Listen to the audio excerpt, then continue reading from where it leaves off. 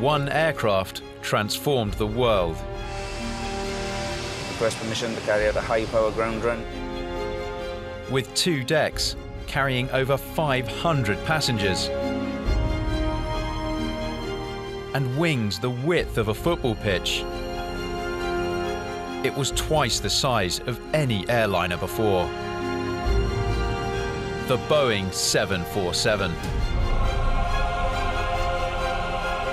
Affectionately known as the Jumbo Jet. Okay, going up on 1 and 4. It's still an engineering marvel. It's just awesome, the power of these things. Now, as one 747, Victor X-Ray is stripped to its bare bones and given the biggest overhaul of its life, there's a rare opportunity to explore deep inside its hidden features. Wow, this is pretty cramped. That is massive. A 200-strong team of highly skilled engineers take on the challenge of checking over 20,000 parts of this mighty aircraft. If we don't take that out now, that crack will just run and run and run. Safety is paramount in this finely balanced machine. Every component from its engines to its kettles must be intricately examined for damage. The amount of knowledge and experience we need to learn is just incredible. I've got 3 children. They're very proud that Mummy works on airplanes. Well, when you see it barreling down the runway as well, 140, 150 knots, you think, I did them bolts up. And we'll reveal what happens to a Jumbo when it reaches the end of its working life. This is Engineering Giants.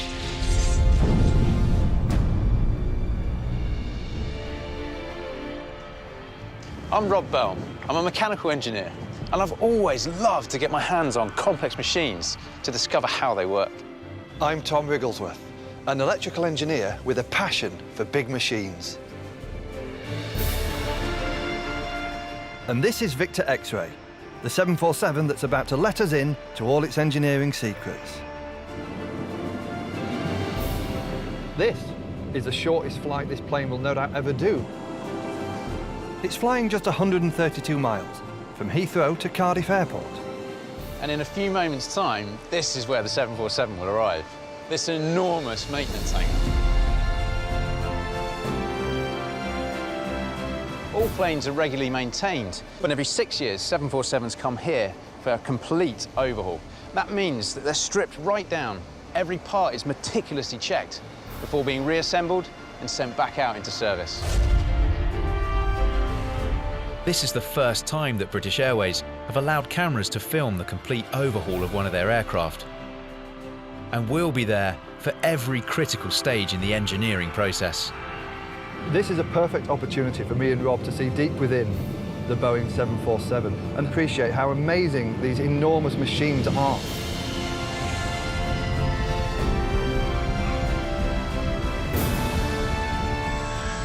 So there's your aircraft coming now.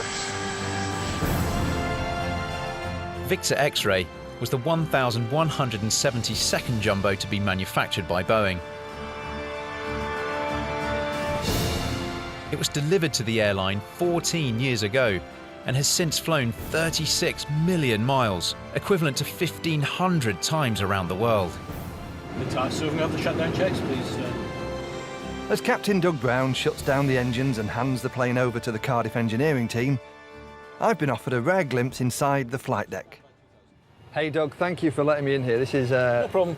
Well, it's every boy's dream, isn't it? Absolutely. Every boy's dream. What is the least used or pressed switch? To be honest, very few of them get used in flight.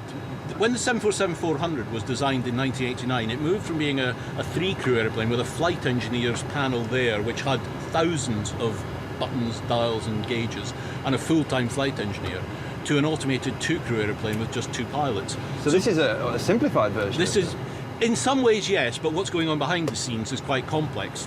The actual heart of the airplane is this flight management computer.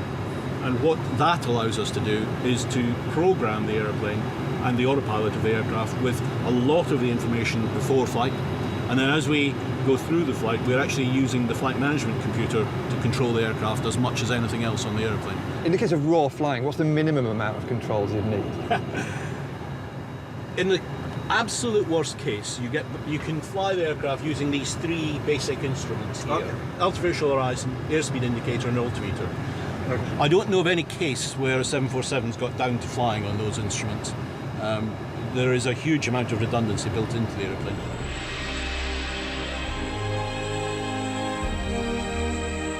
Now, it's time for the £200 million worth of 747 to be carefully towed into the maintenance hangar, where it will live for the next 5 weeks.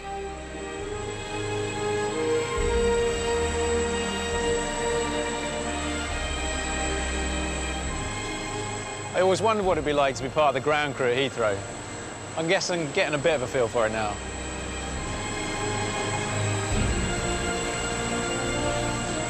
Handbrake on, good to go. Now I can finally climb aboard through what is currently the only way in, a maintenance hatch in the belly of the plane. Welcome aboard, BA Flight 319. Thank you very much. How's the doing? flight? Excellent, thank you. Oh, cheers. Give you a hand. Here we are, first class. It's pretty spacious up here. Very spacious. Been sat in C1A. How's the view from up there? I'll show you. Oh, that's the stuff. Absolutely, yeah. This is 1A. Reserved for the creme de la creme. Absolutely. Which makes this seat what? Mick Jagger's girlfriend. That'll do. Now that Victor X-Ray is safely inside the hangar, the engineering team can begin the monumental task of stripping the Jumbo back to its aluminium shell and forensically examining all of its critical parts for the smallest defect. Because number one to us is safety. Safety, safety, safety. We are looking after people's lives here. You can't make any mistakes. You gotta be right all the time. You know, there's no garages at 36,000 feet. Over the next 5 weeks, engineers will work in teams within different areas of the plane, methodically searching for any signs of damage amongst Victor X-Ray's 6 million components. One day we come into work and we'll be doing the cabin, which is very involved. There's all sorts of different disciplines of engineering that the cabin holds. And the next day we could be on the wing. Next day we could be doing the engine runs at the end of the check, which is pretty exciting. This complex operation will take over 30,000 working hours, with the team having to complete 12,000 separate jobs. We pretty much run 7 days, 24 hours. General Manager Bill Kelly is in charge of the maintenance facility.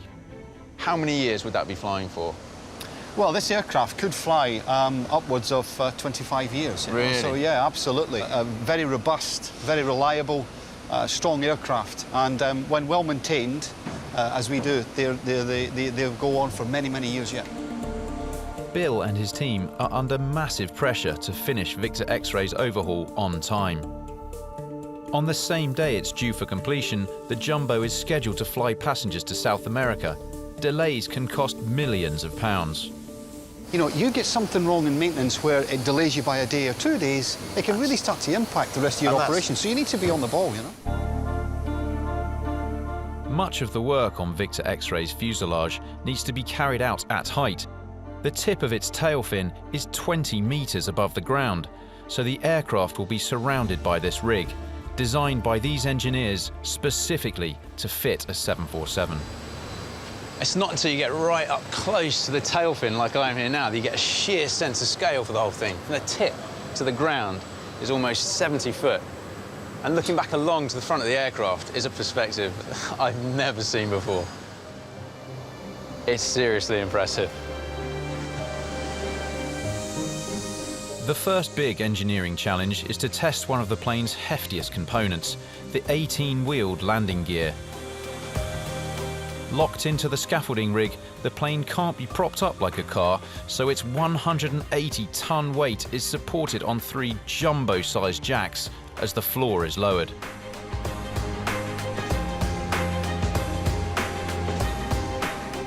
So I can see clear ground now between the wheels and the floor. A failure of the mechanical systems that lower the landing gear could be disastrous. So this is the only occasion when engineers have the opportunity to check that the wheels can drop safely if the pilot has to rely on gravity. Whoa, jeez. And here they come. The landing gear weighs as much as a double-decker bus, so if it was simply allowed to fall down, it could potentially cause serious damage. Let's get the front one done. So its mechanisms are designed to offer enough resistance to control the speed of deployment. So now they've dropped, the guys are just giving them a push to get them finally locked into place. If you were in air and you had to do that, the pilot would just kind of swing the plane a bit and get them to swing out and lock. And for the back gears there, the air pressure that's flowing past it would lock those back into place. What are these two plates at the top here? Well, on the nose wheel, you've got no brakes. Okay. So when the aircraft takes off, the wheels are spinning pretty fast. So those are basically big scuff plates. The tyres will hit them, and it just slows them down and stops them. Okay, okay. Inside Victor X-Ray, the cabin team are preparing to strip out all the seats. Melanie Gedders and Janice Nash are among a growing number of female engineers working at the facility. You say you work for British Airways, everybody knows the label, the brand, and they assume that you're cabin crew, you know? They don't naturally assume that you work in engineering. So it's something to be proud of. I've got 3 children, they're very proud that Mummy works on airplanes and fixes airplanes, so that's definitely one to tell the kids. Brilliant. Yeah, you go home from work one day and all your friends are saying about you've been stuck in the office, and then you go home and say, I've been walking the wing today, and they're like, wow, it's great. Through rigorous training, engineers must learn every facet of the 747. Stan Williams first worked on the Jumbo 19 years ago, and flying on one has never been the same since. I'm listening for everything. You listen out. You can't help it. I wish I didn't. Sometimes I'll put headphones on because you don't want to hear. There's lots of noises, different noises that go on an aircraft when it's in flight. And but you can't help it. It's in our blood, if you like. Before everything disappears from the cabin, This is the CSD's office. cabin crew member Becky Wadsworth has agreed to reveal some aspects of working on a 747. She spent over 10,000 hours in the air on planes like Victor X-Ray, where space is extremely tight. Meals. These are the ovens. These are the ovens. Yeah. On an average flight, Becky and her team will serve 300 passengers over a ton of food and drinks. Is it true that when there's 2 pilots on board, they have to have a different meal? That's absolutely. So, you know, should there be something wrong with the chicken, for example, then you don't want them both coming down ill with the same things. And it's those little flashpoints that, I mean, who decides first? It's normally the captain. Captain first, co-pilot gets what's left. Yes, absolutely. I mean, the captain will often say, you choose first. Oh, what a lovely English tradition. A 14-hour flight in cramped conditions is hard work. Well, you would hope that they would discuss it. So today's 747 crews are able to use a secret compartment above the passengers' heads. At the stairs here is the crew rest area. Space is of a premium, isn't it, up here? Absolutely. Cosy. Oh, wow. So what's the longest flight you do? It's about sort of 14 hours from Singapore. And in that time, then, how long would you get to spend enjoying this luxury? You'd get about, sort of 3.5 hours rest. So I think what you also should have is a little button to call a member of the public up to help. Back down in the cabin, the next test is on a critical safety component that airlines hope their passengers will never see. Go on. Whoa! That was impressive. Failure of the chutes is not an option. With lives depending on them, they must inflate within seconds and stay inflated. So all 12 chutes are sent to the interiors workshop for rigorous testing. Wow, it's huge. Here, specially trained engineers like Michael Wake ensure that the slides are leak-free and inflate at incredibly high speeds. Basically, they've got to open up within a certain time limit, Okay. which on these particular unit is 3 seconds. Okay, so what's the process behind inflating one of these rafts? The door open. Yep. And then the cylinder then charges 300 psi. And that's this here? Yeah. there's a huge technical challenge with the inflation of such a large device. To inflate something the size of an aircraft life jacket, a small canister can provide enough air. But the same system would require a 3-metre-long canister on an escape chute. So instead, when triggered, the canister of compressed carbon dioxide and nitrogen delivers only an initial boost. The clever technique is that these gases are forced through a narrow gap, which causes them to accelerate rapidly. This acceleration creates a vacuum that then sucks in enough ambient air to inflate the entire slide in 3 seconds.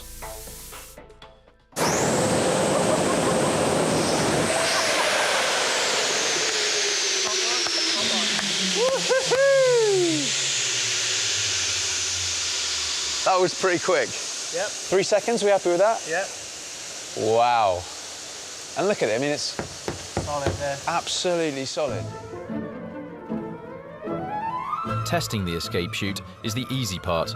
Now, like a parachute, the 30 square meters of material must be folded precisely back into its container, measuring just half a square meter.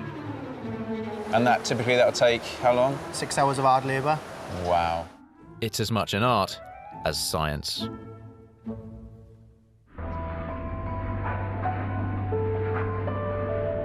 It's all too easy to take flying for granted. As passengers, we're oblivious to the fact that the enormous metal tube we're travelling in is flying through the air at close to 600 miles an hour, and at a height similar to Everest, an atmosphere unable to support life. Engineer Gavin Beverstock is showing me how Victor X-Ray pumps air from its engines into the cabin to create an atmospheric pressure similar to conditions on the ground. Due to rise in altitude means a decrease in pressure, but also due to comfort for passengers, it has to be maintained, because obviously when we're on the ground we're at 14.7 psi, and as you're rising through the air, it reduces down, and once you get below 10 psi, it's not very comfortable. You can start having breathing problems, and it is so thin that you will struggle. But the greater the pressure of air that these pipes pump into the cabin, the stronger the fuselage needs to be. That would add weight to the aircraft. So there's a compromise. Planes usually fly with a pressure equivalent to between 6,000 and 8,000 feet, comparable to the world's highest cities. That means reduced oxygen, and is one of the reasons we often feel tired on a flight. Pressurizing the cabin can also cause metal fatigue, because as air is pumped in and out of the aircraft, its fuselage expands and contracts. You can see all the dimples along the skin of the plane, which when it's pressurized up in the air, all gets smoothed out. It's a pretty amazing bit of engineering, but this frequent flexing of the fuselage can cause cracks. It's one of the major reasons why Victor X-Ray is undergoing this intensive operation. In order to thoroughly examine every inch of the airliner's internal shell, engineers have to remove almost every fixture and fitting inside the cabin.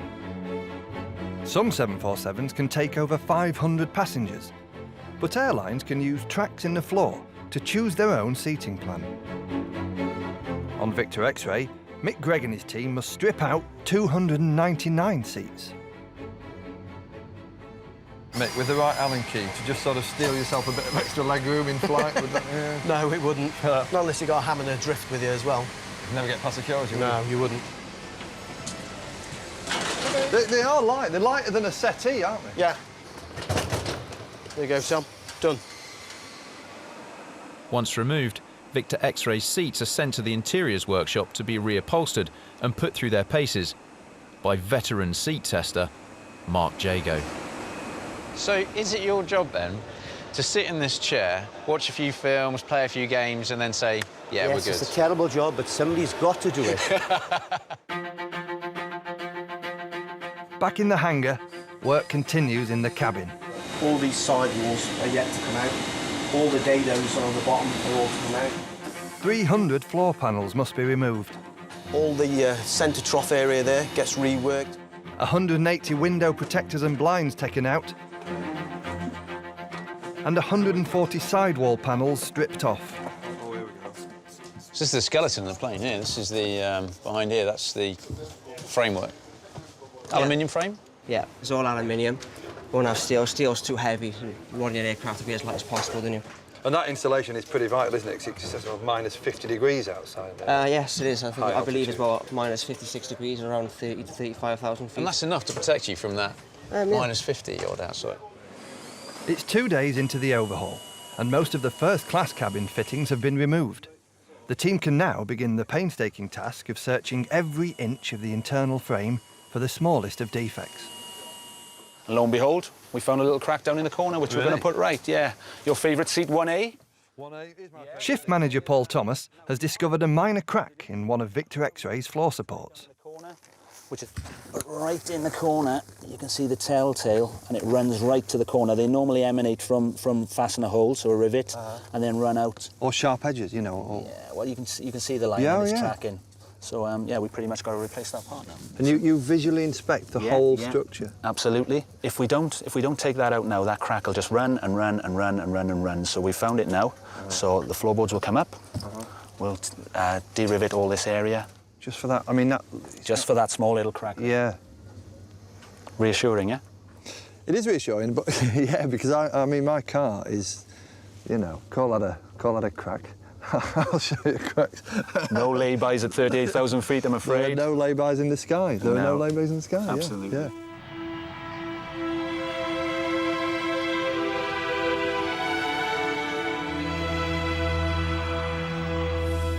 It's day 4 of the overhaul, and work's beginning on Victor X-Ray's largest components, its wings.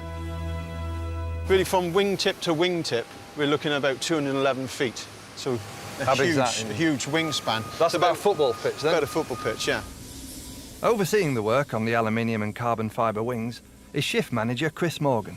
Obviously, they're very sturdy, but there's quite a bit of movement, isn't there, in the actual... Yeah, so I mean, if you can see this movement here now, you get a total Very displacement up and down is about 32 feet. That's because you don't want a wing to be rigid. They need to allow for turbulence, they need to allow for airflow. How air flows around a wing is crucial to achieving flight, and yet, incredibly, even among experts there are different theories to answer the question, how does a plane fly? And most people have that question answered with Bernoulli's theory. And Bernoulli's theory suggests that air going over the top of the wing has to travel further than the air underneath. Because it's got to travel further, it speeds up. Because it speeds up, the air particles spread out and diffuse. This results in lower pressure above the wing than the pressure beneath. That pressure difference literally pushes the plane into the air. But this doesn't explain why planes can fly with symmetrical wings. In fact, it's the angle of the wing and the amount of air it deflects down that matters. Because according to Newton's third law, the air force downwards results in an equal and opposite force upwards onto the underside of the wing. At the right speed and angle, this is enough to lift the plane into the air. In flight, Victor X-Ray's wings are subjected to enormous forces. Apprentice Lewis Robinson Hoare has been scouring the surface of this wing to find any damage that may have occurred. We found some damage during inspections, which the damage is round there, where all that is pulled away from the structure below it. OK, so the composite started to come apart. Defect spotted, it can now be repaired. It turns out that Lewis's engineering passion runs in the blood. 3 generations of my family have worked there, so it's just run with the family, I suppose. Yeah. And are they on shift with you sometimes? No, my dad's on the opposite shift to me. OK. Which is OK. And my Bampy's retired now. Yeah. So, but he used to work in here as well. Lewis's next job is on Victor X-Ray's flaps, vital components which increase the surface area of the wings, allowing aircraft to fly at slow speeds. The only way the crucial hydraulic and backup electrical control systems can be thoroughly checked is to remove the flaps. Lewis has to control this crane with absolute precision. The crane has been set to 0.9 of a tonne, which is the exact weight of the flap they're removing.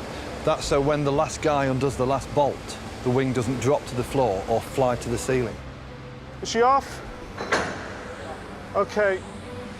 Slowly but surely, the flap is removed from the wing, with barely a millimetre of movement up or down. Let him go. He's all yours now, it's all right? Look at his face, he's loving it.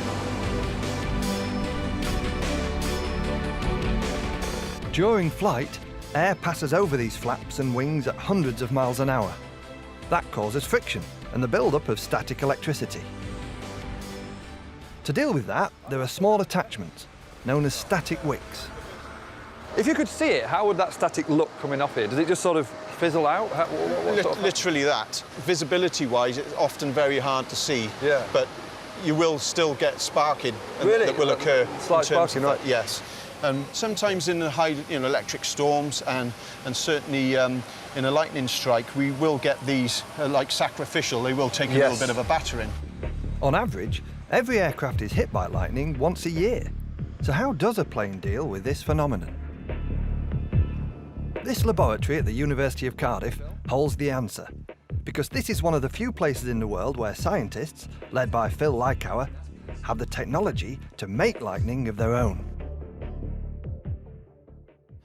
It might sound bad doing these lightning tests to planes and things, but absolutely everything on an aircraft has to be certified against all the threats it could be posed to it.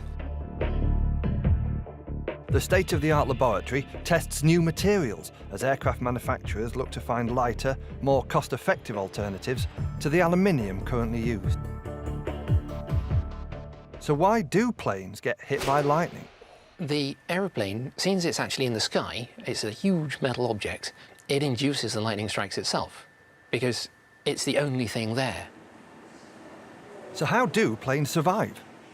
To find out, we're going to test this aluminium model, similar to our own 747. Let's blow it. OK. You might have the best job in the world. Sometimes I think so. There's a lot of paperwork too, though. Now, it's my chance to play God. Basically, when I say fire, it's very easy. Just press fire. And fire.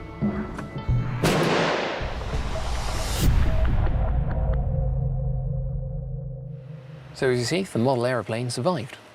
It did. It looks perfectly intact. Everything and everyone inside a plane's protected by the aluminium fuselage, which is a good conductor. It allows the electricity to take the path of least resistance, along the fuselage and out again.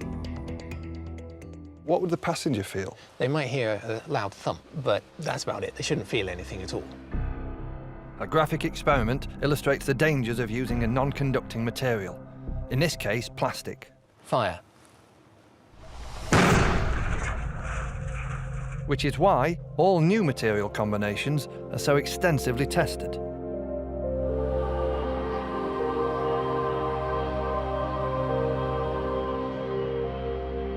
Back at the hangar, work to strip back the 747 continues. Today, engineers are about to reveal one of the parts of the plane that the public never sees.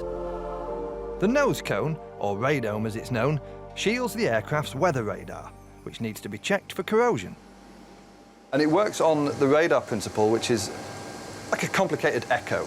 It fires out radio waves in a very, very fine focus. It fires a beam out and then listens to that beam coming back, which will bounce off any clouds or anything that's up ahead.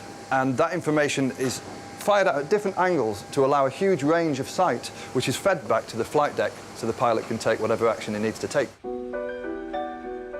Victor X-ray is now a week into its overhaul, and next, its most valuable components are about to be removed for closer examination. It is a big moment indeed. They're actually taking the engine off the wing. These things cost about £8 million each. The last thing you want to have happen is it come crashing to the floor. As experienced as he is, it's a nervous moment for team leader Scott Kroll. Like I started as an apprentice 10 years ago, and I've worked my way up to team leader. But I mean, even as a team leader now, the amount of knowledge and experience we need to learn is just incredible. And I think that's what keeps me going. Generating over 60,000 pounds of thrust, an engine exerts enormous pressure on the mounts that hold them in place. It's crucial that engineers remove the engines so they can examine these fixtures for signs of wear. The pylon is that big bracket, if you like, you can see, which connects the engine to the wing. The engine to the pylon itself has got 8 bolts. 8 bolts? Yeah, so just 4 at the front and 4 at the back. And that's what the boys are undoing now. They're undoing the forward back. The 8 bolts are crucial in holding the engine in place, so each one will be sent to a laboratory and tested for weaknesses. It is, yeah. These will all get sent away now, NDT'd, but we'll have a new set going back on. NDT'd, non-destructively tested. Nice. Maybe X-rays. Yeah. Yeah. Ultrasound. Ultrasound, of course, maybe, looking inside, yeah. For the drop, the 7-ton engine is supported in a sling attached to the crane. It's an impressive operation to make sure this is all rigged up perfectly well, that nothing can go wrong. Yeah. You'll just be pushing it. Is it? I mean, it's heavy to push, or once now it's suspended, it's quite free? We're just supporting it. Obviously, we try not to. All the work is done by the crane. Yep. All right, so we let that do it. OK, clear, come down. It's all happening. OK, down. Scott and his team slowly lower the engine, making sure that all of its pipes are disconnected. To be honest, it seems like the tension is being transferred from the crane into the engineers here. You can see them all getting more and more focused as it slackens off. Going down again.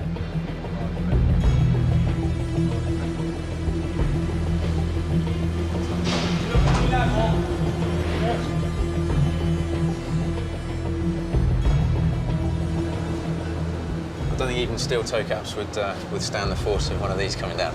Looking pretty good. We're almost there. Yeah, it's in. It's in? Yeah, we're good. And that, ladies and gentlemen, is a wrap. So at the end of the day, Scott, when you go home, you still got that job satisfaction with you? Oh, definitely. I mean, you know, every day I go home and I see my little girl and she says, Daddy, how did your day in work go today? And I say, honey, today Daddy fitted an engine. Not just any engine, an RB211. Oh, here we go. Full-on impression now. Yeah. When turning, the big fan at the front sucks in air, which is then compressed, mixed with a mist of fuel, and ignited in a combustion chamber. This produces a huge, continuous blast of energy in the form of hot gases. These are directed out of the back of the engine, producing some of the engine's thrust.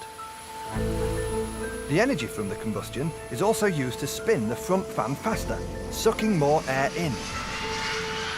This air is directed around the outside of the core and forced out of the rear, producing the rest of the engine's thrust. The 24 precious titanium fan blades, which provide the lion's share of the aircraft's thrust, can now be removed and examined by Chris Thomas and his team for damage. Is it heavy? Can I have I mean, it's not inconsiderable weight, but it's lighter than I thought it would be. The titanium blades are hollow to save weight. So what exactly are you looking for when you're doing those inspections? OK, when I inspect the blade, I inspect the surface of the blade, the leading and trailing edge of the blade for any erosion damage, any chips or dents and corners missing, and any impact damage you can get on the surface of the blade. Blades can be damaged by hail or bird strikes. All the blades I've got on the blade root here. You can see all the markings on the blade roots. Yeah.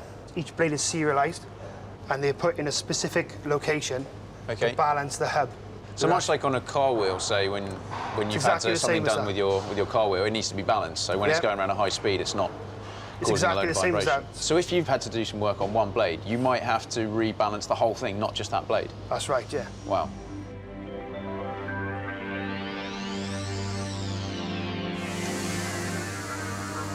Fully loaded, Victor X-Ray needs approximately 120,000 horsepower from its 4 engines to get into the air. That's similar to the power of 1,000 family cars pulling this plane off the ground. It's just in through this hole here? Just in through that hole there. This one here? That one there, yeah. And generating that level of thrust is thirsty work. Wow, this is pretty cramped.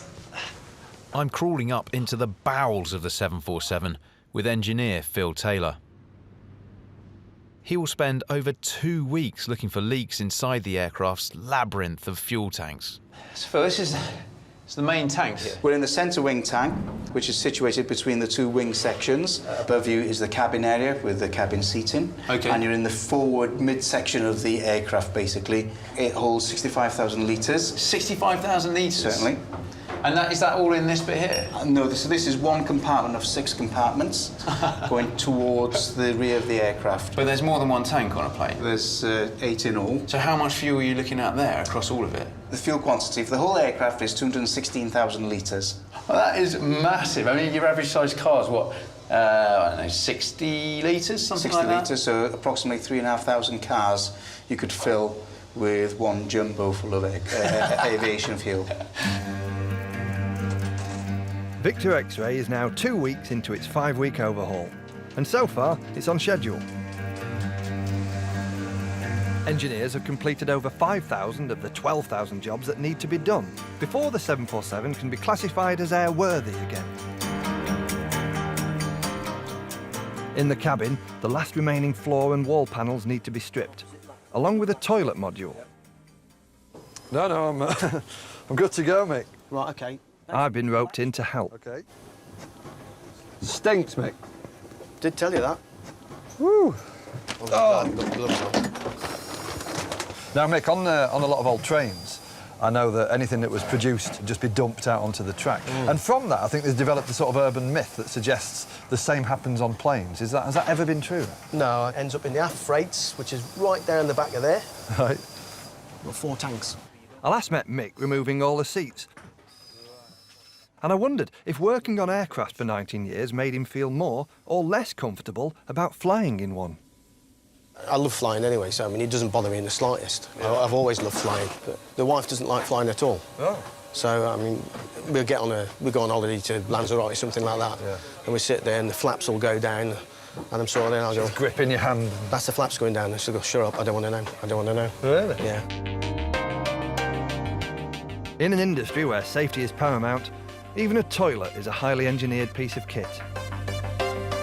As an electrical component that could cause a fire, it has to undergo stringent tests before it's passed fit to fly. The tests are carried out at the company's avionics facility outside Cardiff. Here, the hundreds of electronic gadgets used on a plane, from navigational aids and in-flight entertainment remotes to toilet flushing systems, are stripped, tested and calibrated by highly skilled engineers like Martin Jenkins. So, what happens when you go to the toilet on an aeroplane, Martin? Right, when you actually finish what you're doing, you press your little button which is on the side of the toilet in the cabin. It is. There's a massive whooshing noise. Which is what we heard earlier on the actual rig. You get a spray of water from the top and the vacuum gets created in the bowl and sucks it all away. Above 16,000 feet, air pressure outside the plane is considerably lower than inside. By opening a small vent, the waste pipe and tank are brought to the same low pressure as outside, effectively creating a vacuum.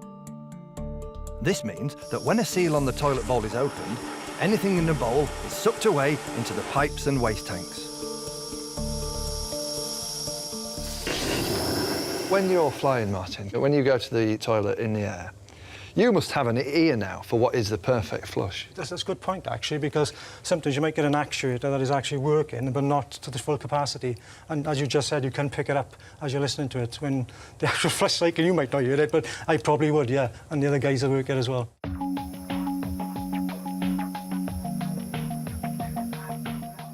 Although it might seem over the top, this level of testing's not without good reason. On a flight, electrical power's at a premium, so even the kettles are tested to make sure they don't use too much electricity and take it away from a more important system.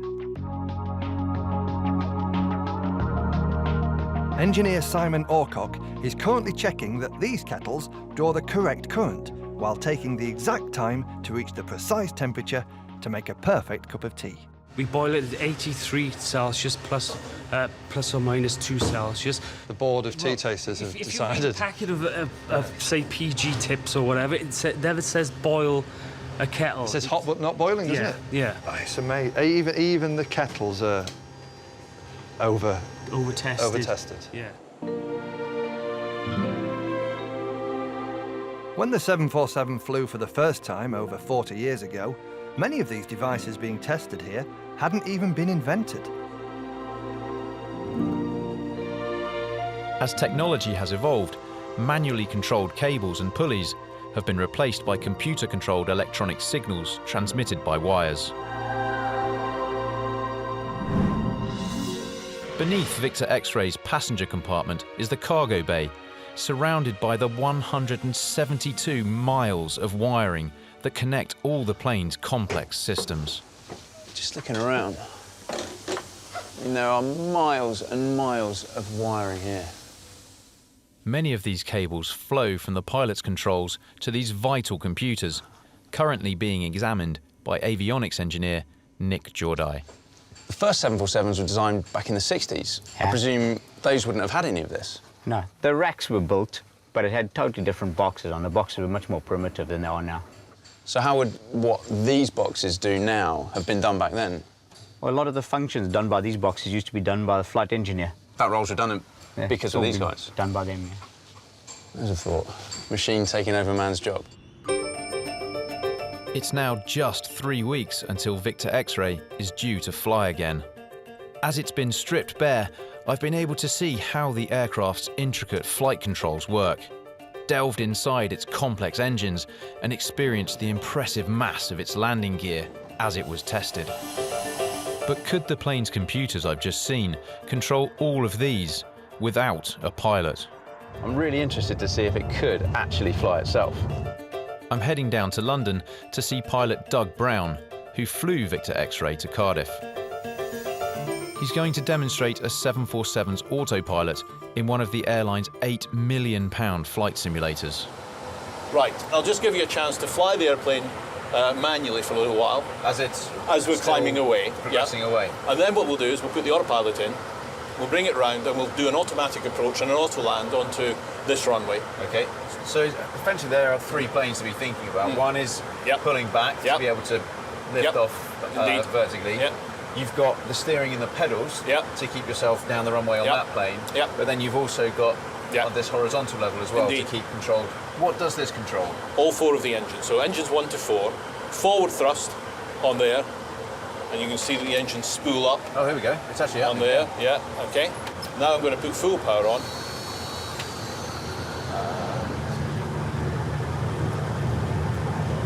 Now we're coming up towards the speed I'm going to ask you to pull back at. Oh, really? Oh, there we go. Yeah, one rotate. So back on the control column. Don't turn the stick while you're rotating. Keep it in the middle.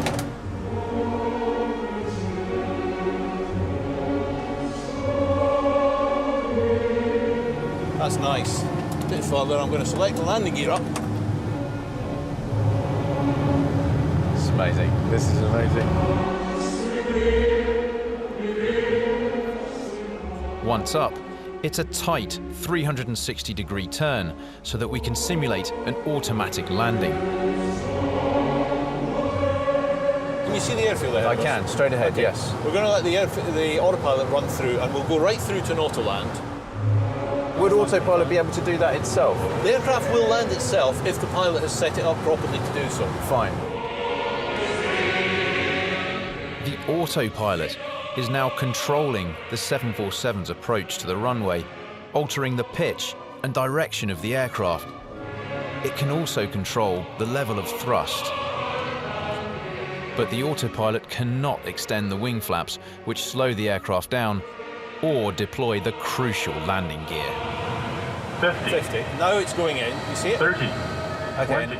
Only then can the 747 land itself, although the autopilot cannot apply the brakes. So now you stick the reverse thrust on. We do. Okay. And that? A little bit of brake. That's it. Fantastic. The 747 is a remarkably intelligent machine, but it still requires skilled pilots to fly it.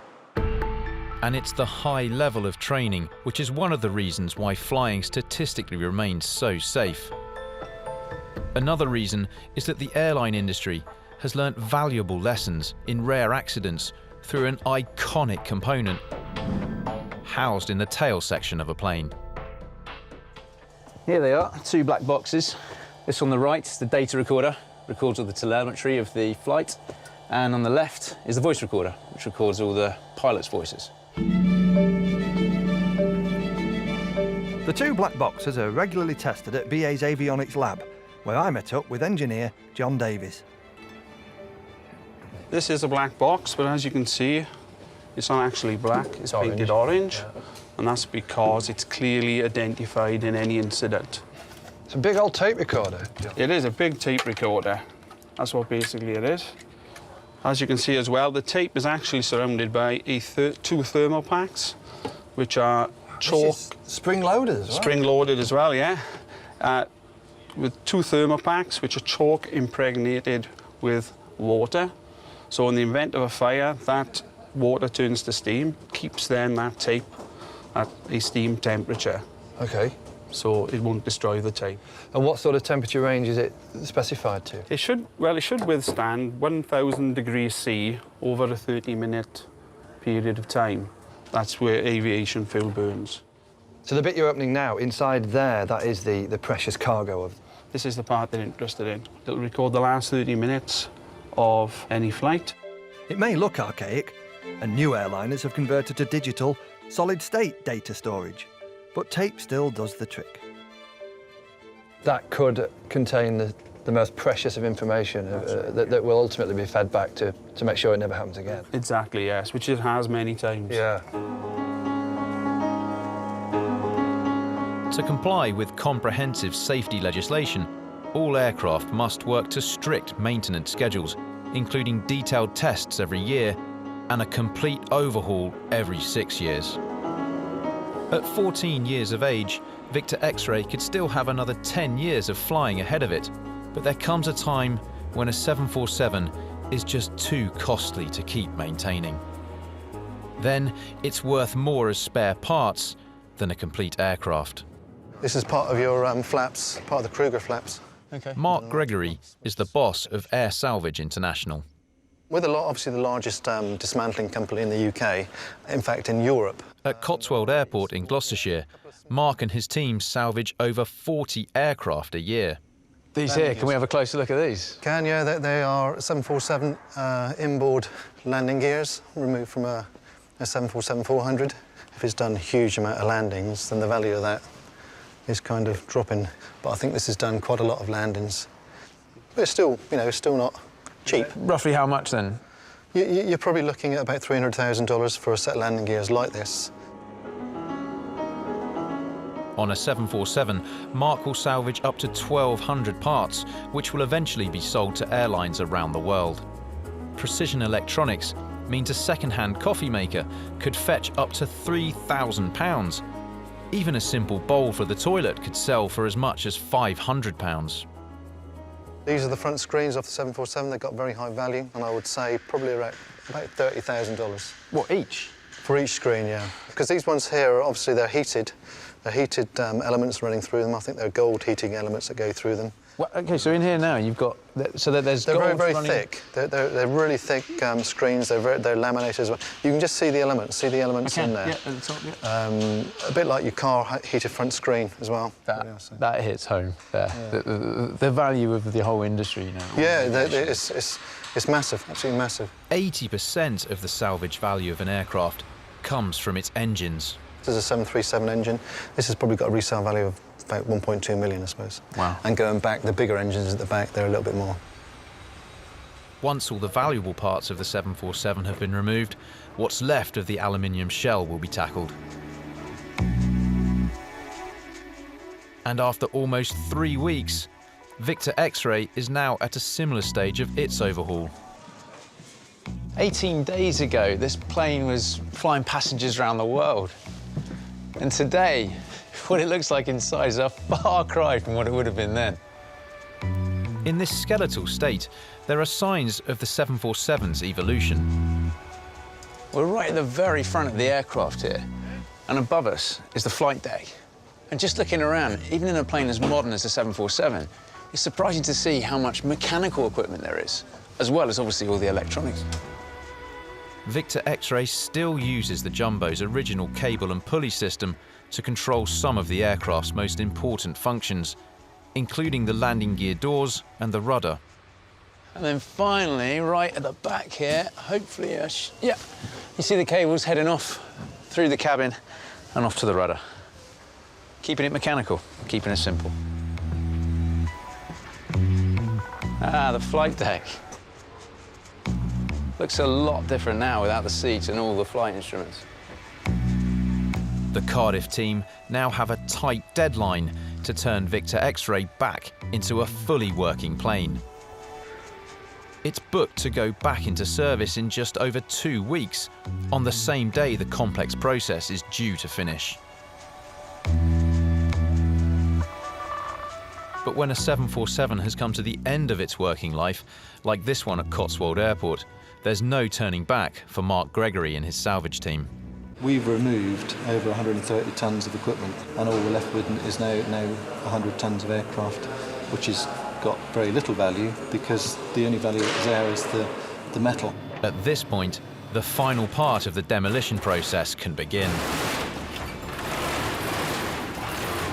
So we'll take the tail off first, chew the tail up.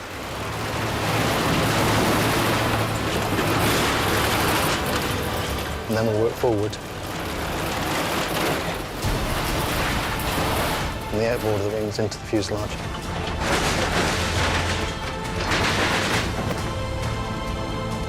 And then through the rest of the body then.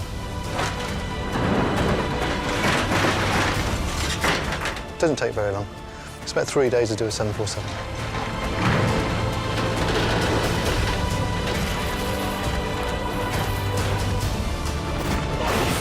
It really is all the guts and the veins and everything just being pulled out of the whole machine. Look at that. Very soon, this 747 is nothing more than a heap of scrap metal. So this is £200 million worth of plane reduced to probably the most expensive pile of scrap I've ever seen in my life. Only a few recognisable fragments of the aircraft remain. So this is a leading edge, and this is... That's aluminium. Well, there you go, you can see it here. Yeah. It's thin, but pretty... I mean... Takes some battery, though, doesn't it? Yeah, that's pretty durable. Then as the wing moves back, it doesn't need to be as strong, so they make it out of this lightweight stuff. There you go, yeah. Engineering being led by nature, isn't it? Honeycomb. Look at this, though. You can see the thickness. It's so thin. It's like that. Some 747 flight decks are spared demolition to be used as the shell in the construction of flight simulators. Wow. Oh, yeah, this is a bit different.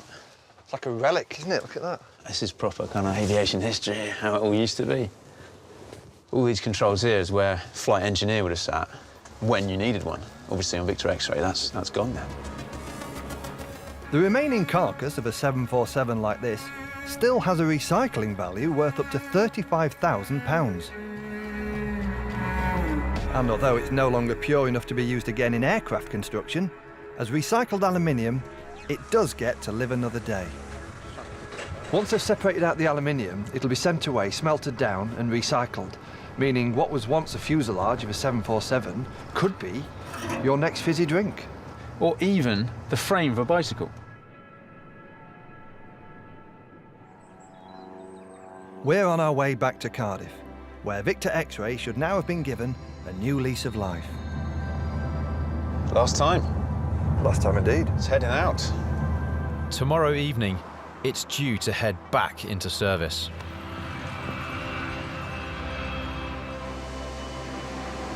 There it is, Victor X-Ray.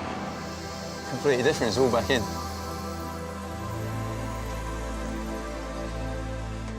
It does smell new. It does smell new. Last time I was here, this was all completely open. Yeah. It's all on again, the screens are running, good. Since arriving 5 weeks ago, engineers have replaced over 5,000 separate parts, including 11 brand new toilets. 386 square metres of new carpet has been fitted, along with 285 refurbished seats.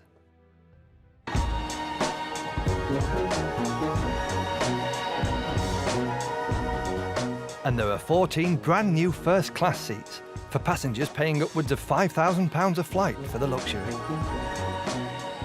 Wow. Oh, wow. Hey. Oh. Oh.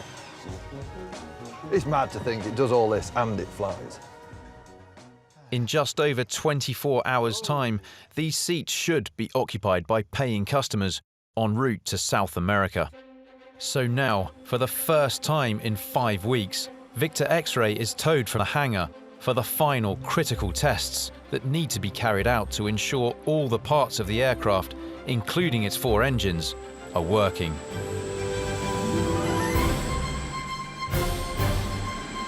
For Hugh Gibbs, this is the only occasion when an engineer gets to power up a 747 for real.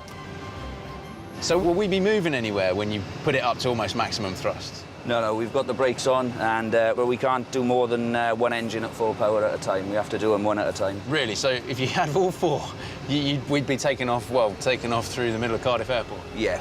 Request permission to carry out a high-power ground run. OK, going up on 1 and 4.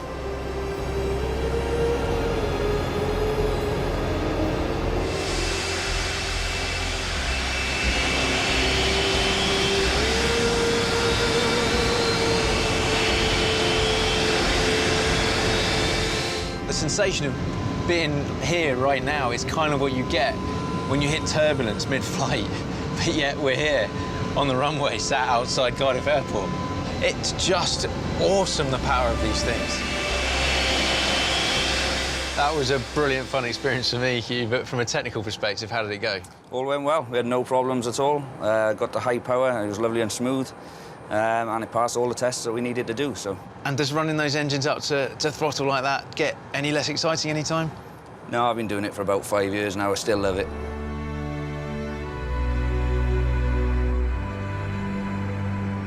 The following day, and on time, Victor X-Ray is ready to bid farewell to Cardiff.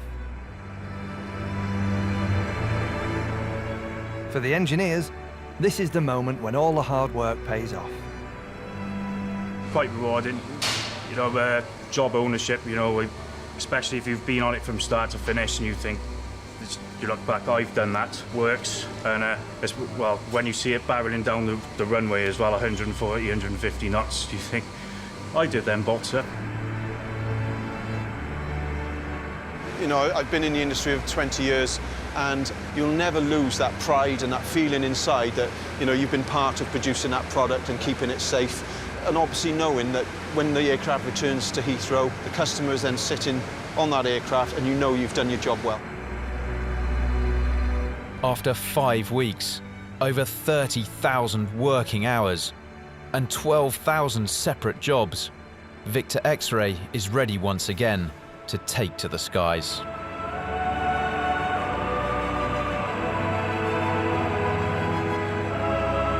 And for the engineering team, who have painstakingly stripped the aircraft down and built it back up again, there's the satisfaction of knowing it works.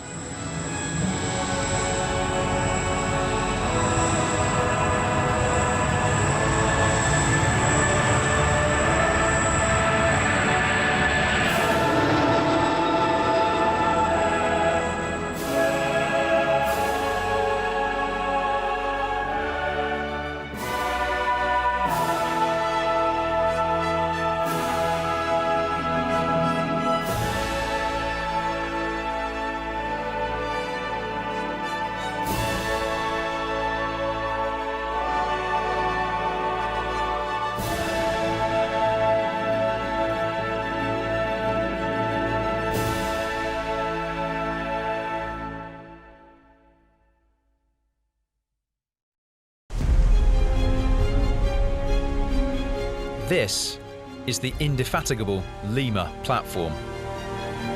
It's the last remaining offshore rig in one of Britain's most productive gas fields.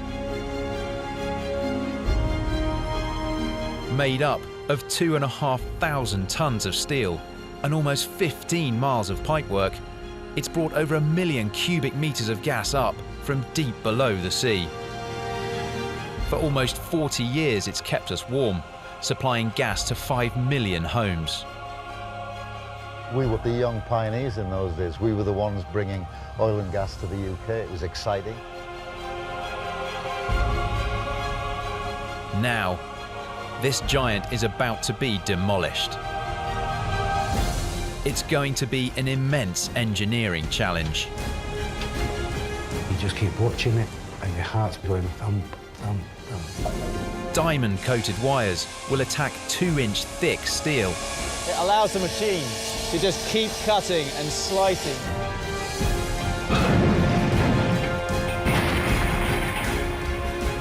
Gas axes burning at 3,500 degrees centigrade will bring it to its knees. It's an emotional time for the men who put her up. The North Sea Tigers. That's 40 years of my life, now gone. Taking her down will require remarkable technical skills and will provide a unique chance to see right inside this enormous installation. Okay, could we get that hook reset, please?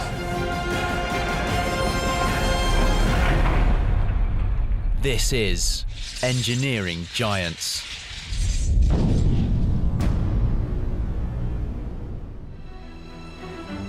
Lima was at the heart of the indefatigable gas field, which was discovered in the 1960s, 70 miles off the Norfolk coast. Now the gas has run out and it's being decommissioned. The whole project will cost £1.5 billion and involve the expertise of more than 1,000 engineers. Removing every last trace of Lima will take 9 months. I'm Rob Bell. I'm a mechanical engineer, and I've always loved to get my hands on complex machines to discover how they work. I'm Tom Wigglesworth. I'm a trained electrical engineer with a passion for big machines. As Lima makes her last journey from the North Sea back to British soil, we'll be taking you through every critical stage of the engineering process. And as she's torn apart, we'll uncover the secrets of how one of the world's biggest machines works. Few people know Lima's secrets as well as Austin Hand. He worked on her construction at Lowestoft almost 40 years ago. It started in Middlesbrough where it already slipped on schedule, so Shell decided to bring it from Middlesbrough down here to finish it off. Right across here? Just on a barge moored against the quayside, yeah. Austin's come to meet 2 other Lima veterans, Bill Lindsay and Mick Needham. They haven't seen each other in over 20 years. For a long time. How you doing? I'd like to say we haven't changed much, but I'm doing great, really. Yeah. Probably the first time I ever come across you was on Lima. That's right. You know, that was who I am, and you were the main man. For me, what's quite special is that you guys were the pioneers, really, of North Sea gas and oil exploration and getting the platforms out there. It's exciting, but it's a big learning curve as well for all of us. We were only young lads. I joined Shell in 1971 as a 22-year-old, having worked in power stations, and didn't even know what an offshore platform looked like. Yeah. 5 years later, I'm building them. Yeah. In them days, the southern North Sea was quite a family unit. We didn't have too many people coming in as like international. It was mainly local lads, and they kind of all stuck together. Right. And I think that's these days changed. I mean, so it's your friends and family who weren't necessarily working in and around the gas and oil industry. The stories you must have been coming home with every week, there must have just been, what? It was also difficult for the families because if you're working in a shop or a factory, they've got a perception of what it looks like. But out there, they had no idea what it was like. And no idea. I know my oldest girl was only about 4 then, and I had to bring pictures home of a bed and a table with food on it. And she was happy then, but she just thought I was working in the sea. Mick Needham's involvement with Lima started when she was built. My relationship with Lima started in 1976, which entailed putting 3 new platforms in, and the first one was in Lima. More than 30 years later, Mick finds himself back out in the North Sea, working on Lima again, at the very heart of the decommissioning process. I got a phone call saying, we need a company rep on board the heavy lift vessel Stanislav Yudin taking out the Indy platforms. Would I be interested? And I said, too right, I would. The challenge of working at sea makes the complex decommissioning process more costly, more difficult, and more dangerous. massive heavy lifting vessel, the Stanislav Yudin, weighing almost 25,000 tons, has moored up against Lima. This mobile demolition yard costs £500,000 to hire per day and will be home to the 120 engineers who will harvest Lima from the sea. Their first major job is to plug the wells and sever the gas conductors. The Lima platform had 6 wells, each tapping into a separate section of the gas reservoir 2 miles under the sea. The only way to bore that deep is brace the well in sections as it's drilled. Each time a smaller pipe is passed down and the join sealed with concrete. These are known as conductors. Now, Lima's wells have been plugged in 4 places with cement and the conductors are ready to be cut. You end up with pipes within pipes within pipes, so you've got concentric rings of pipes.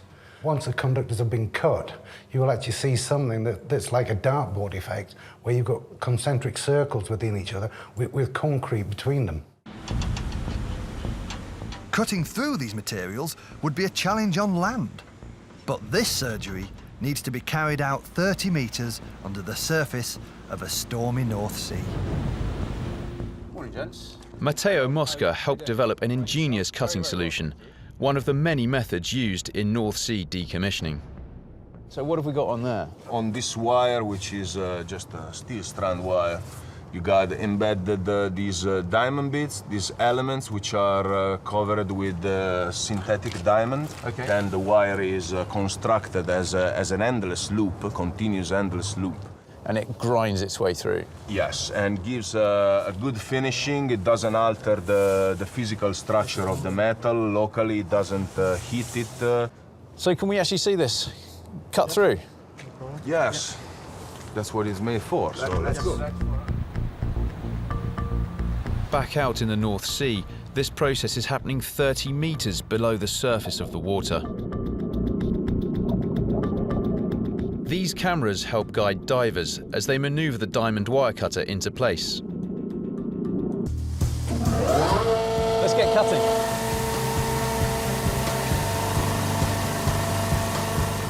The amount of friction created by the cutter can heat up the steel so much that it begins to warp, so it has to be cooled by water. The saw working out on the Indy field has the cold North Sea to do the job. But for this demonstration here on land, cold water must be sprayed on to dissipate the heat. I mean, the thing for me, which really drives home this is quite a clever piece of kit, well, you've got thousands of tons compressing down. And this cutter allows you to cut across that without it getting jammed. A jam deep underwater would halt proceedings and cost tens of thousands of pounds to put right. Well, this, because it cuts all the way around that wire, not just forwards, but also above and beneath it. It allows the machine to just keep cutting and slicing right the way through.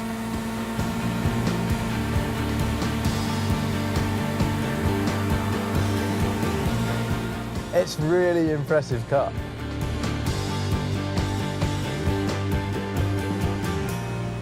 On Lima, with the wells plugged and the conductors cut, they'll be able to move on to a bigger challenge, removing the 2,500-ton platform. This scrapping represents the end of an era. The North Sea veterans who put Lima up know how tough it will be. 34 years ago, as a young man, Austin Hand helped to bring it into the world. Now, he's in charge of decommissioning on one of the North Sea's biggest projects. Is this you? That's me and my boss, Gordon Box, who was the guy who actually recruited me into Shell. I've been involved in that sense for 40 years, either design and construct. And initially, my first sort of foray into the offshore business was Indy Lima. That's Lima in the background. That's it. It parked in the quayside in Lowestoft after we'd brought it down from Middlesbrough. So that was us beginning to get it ready to go.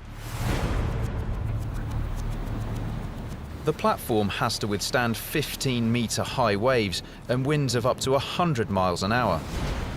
The legs, or jacket, is all important, fixing Lima to the seabed. Removing it is going to be a mammoth task and will require as much engineering ingenuity as went into building her. So the jacket's basically a frame, and you place it on the seabed, then you put piles in, like pinning it, and you drive the piles with a big hammer into the seabed. Yeah. That is a piling hammer. So it's about 60 feet high. Now, above all these exciting things to do, one of my jobs was to stand out all night with a clicker, counting the number of blows of the piling hammer. You got all the good jobs. Lima's removal from the North Sea will involve taking away not just the jacket, but the piles as well. And before that happens, I want to understand exactly how she was constructed and secured out at sea. I've got to show you how it works, though. OK. Right, so obviously, on Lima, this was done a hell of a lot further out at sea. Yeah. How do they actually get it out? They built this on land, the jacket. Yeah? They've taken it out on a massive barge, though. But the jacket is basically only there as a guide for the piles. And these are what takes the whole force of the topside. So they go slot down into each of the legs. So on Lima, these piles were being driven 90 foot into the seabed. Must be a very noisy job. It is a very noisy job. That's why they do it so far out at sea, so they don't disturb anyone. That is going nowhere.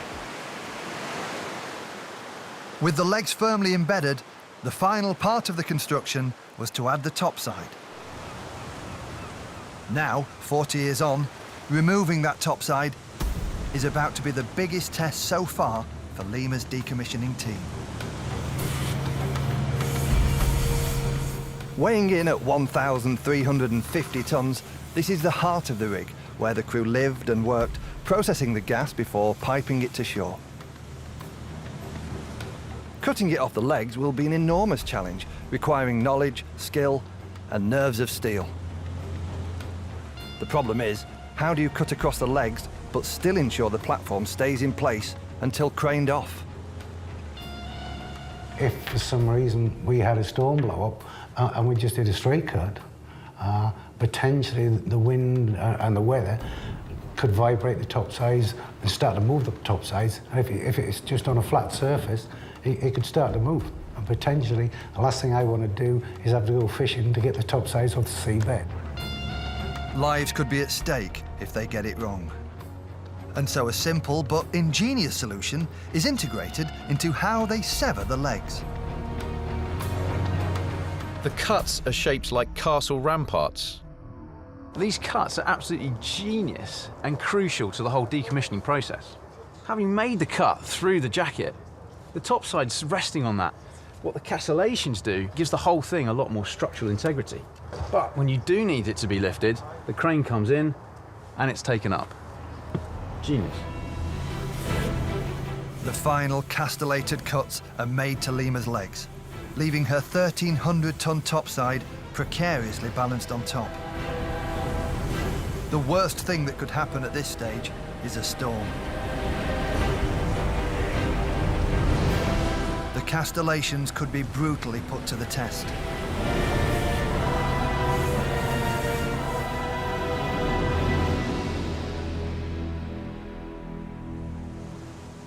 But the morning sun reveals that Lima's topside is still in place. Now it faces a new test. This part of the operation is incredibly dangerous. It uses a floating crane that can lift 2,500 tons. That's as much as the Blackpool Tower weighs, which is why it costs almost £500,000 to hire every day. Then, in order to float more than 2,000 tons of steel back to land, a barge is needed. This one is as big as a football pitch. At this moment, there's only one thought running through Mick's mind. Is it going to be level? The entire lift is based on complex calculations, which allow the crane to ballast itself against Lima's weight. But these calculations are estimates. So you're doing a theoretical model of not only the topside's weight, but where the centre of gravity of that topsides is. And they're about to find out how close to the truth they are.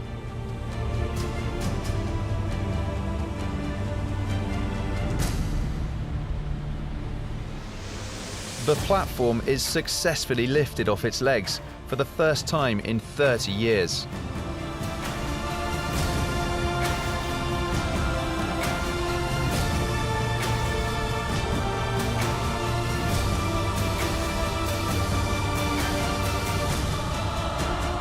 More than 1,000 tons of steel are manoeuvred with precision safely onto the barge.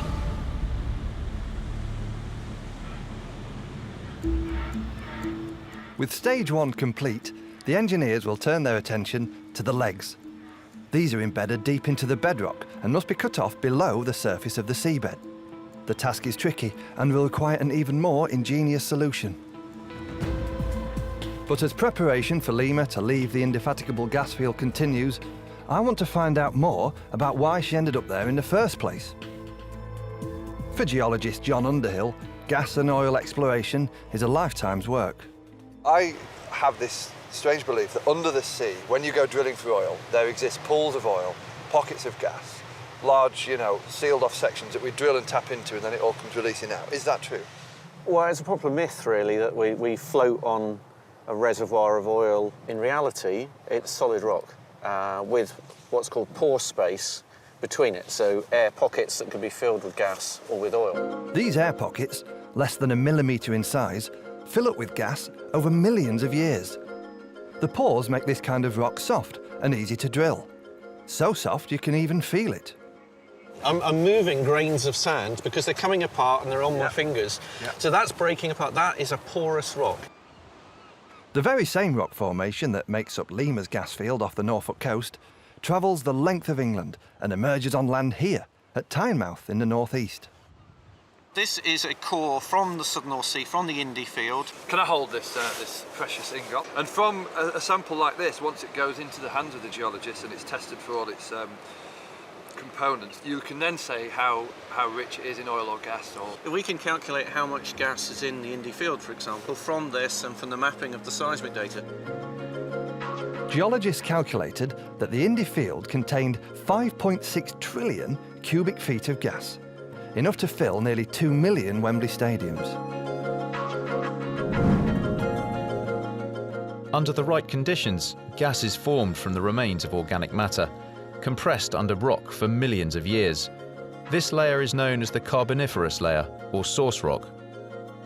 Above this, porous rock holds the gas like water in a sponge, in the gaps between its grains. Finally, a layer of hard, non-porous rock, known as the sealing layer, forms a cap locking in all the gas, until someone drills a well. There are two types of source rock. One is oil-prone and comes from either marine sediments or lake sediments. The other type is from woody material, coal, that gives a gas-prone source rock.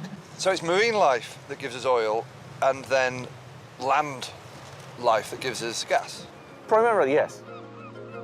And here, in the cliff face below Tynemouth Priory, we can see how the source rock lies beneath the sealing layer, identical to that found in the Indy field. At the base, we've got the Carboniferous, which is the source rock level. Above that, we have the reservoir unit, the yellow sands. And above that, right at the top of the cliff, the recess at the top of the cliff, is the sealing unit, which keeps the gas in the reservoir underneath the North Sea. And all three are exposed here in this cliff line. Out in the North Sea, with Lima's 1,300-ton topside removed, the next big challenge is to sever the 10-storey high 1,085-ton legs from the seabed. All trace of Lima must be removed to satisfy a so-called clean sea policy, triggered by a dramatic event in the North Sea 17 years ago. The Brent Spar was a gigantic oil storage facility from which oil tankers transported the oil to shore. By 1995, a pipeline had been installed, so it was no longer needed. Shell had a plan to dump it by towing it into the Atlantic and sinking it.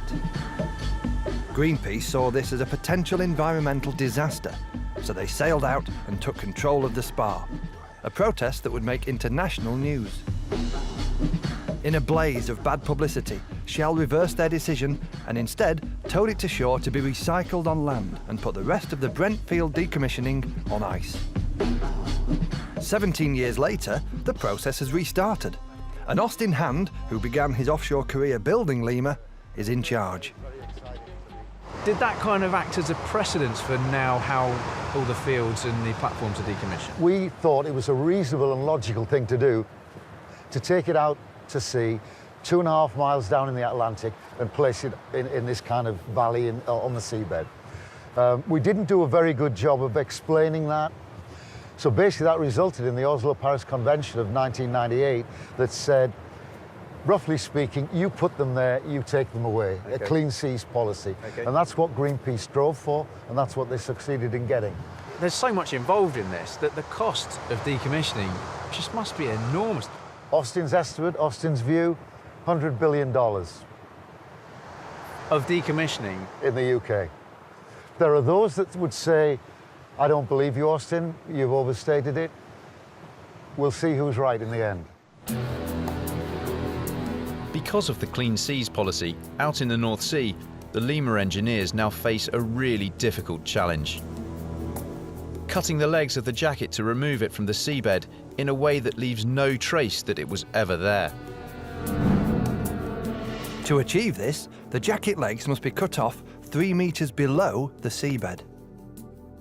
This means the only way to cut the legs is to sever them from the inside. It's a job that demands a very special type of cutter. As world expert George Jack explains, there's no blade, no flame, just water and grit. Is it the seawater that you're using there as your... Yeah, we take filtered seawater in through our pumps, pump it, take up the high pressure, and then introduce the abrasive to it as well. Yeah, that's the actual garnet we introduced to the water. Oh, that's pretty hard stuff, is it? Yeah. Garnet is a dark red, silicon-based mineral.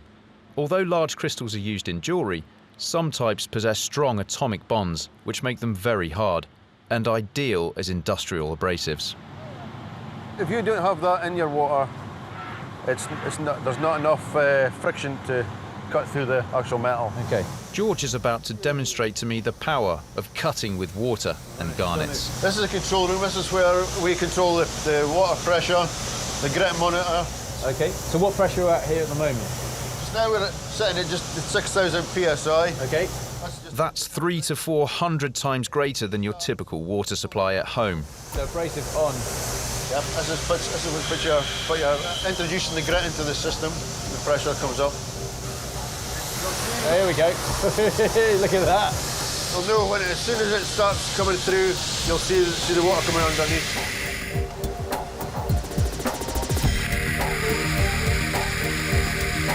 Whoa, now you can see it's just gone through. So that's 50 millimetres of solid steel. That's just 50 millimetres, yeah. So compared to, say, a high-pressure jet hose that you might get for your washing your car or doing your patio from the hardware store, if you tried to do that with this thing, you'd probably do more damage than good, right? Oh, yeah. The pressure, we have barely read on one of these gauges. The first line on that, dropping thousands.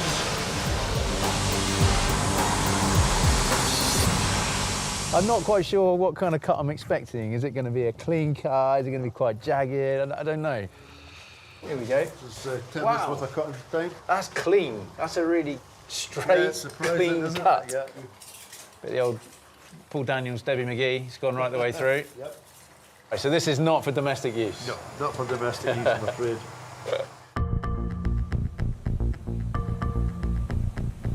The Lemur engineers are ready for the high-pressure water cutter.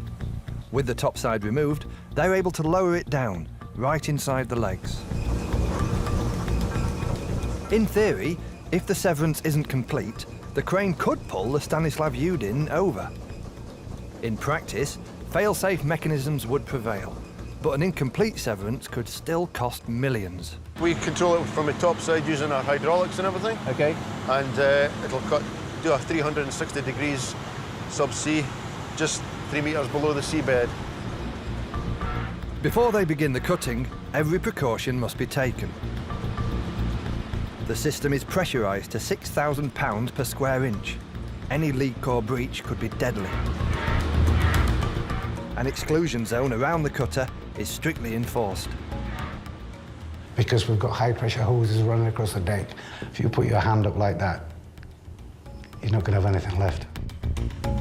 Calculations estimate that the 360-degree cut of each leg should take 75 minutes. All Mick can do now is time it and hope.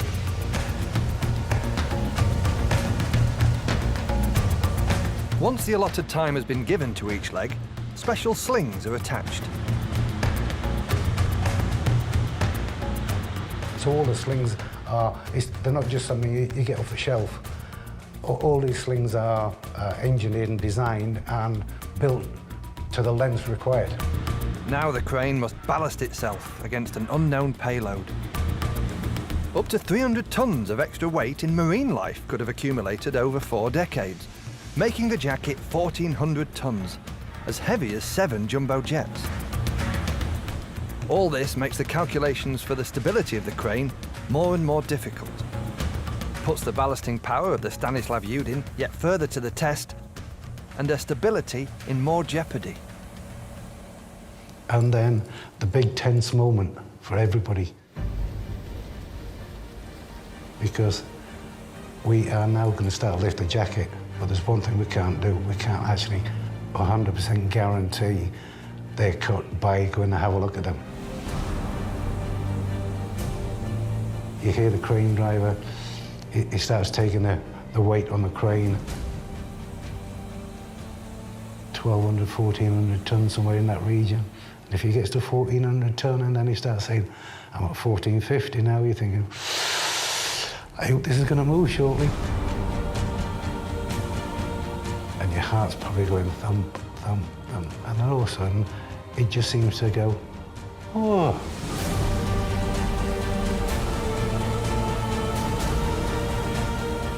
And it's a great sight, that. And it's a great relief.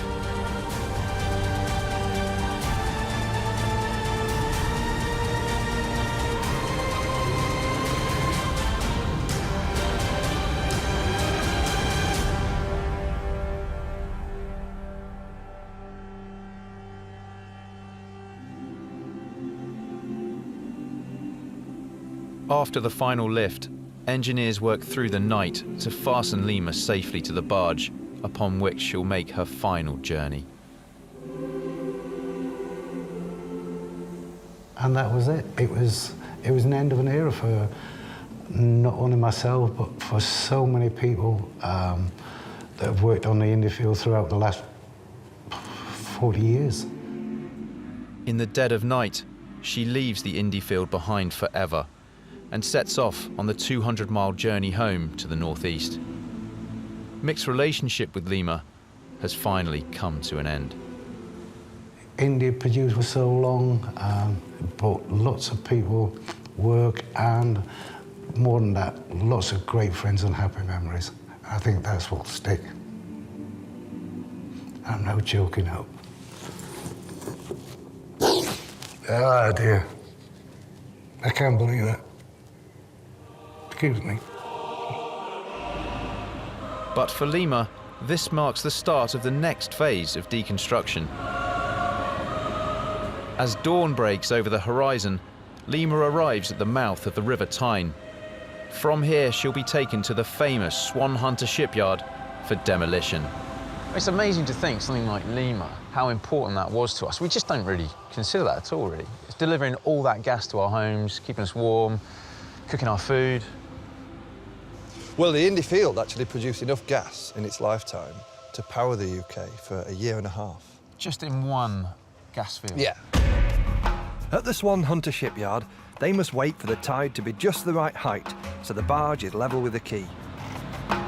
Only then can the painstaking process of sliding over 2,000 tons of steel off the barge onto land begin. You don't see one of them come over every day, do you?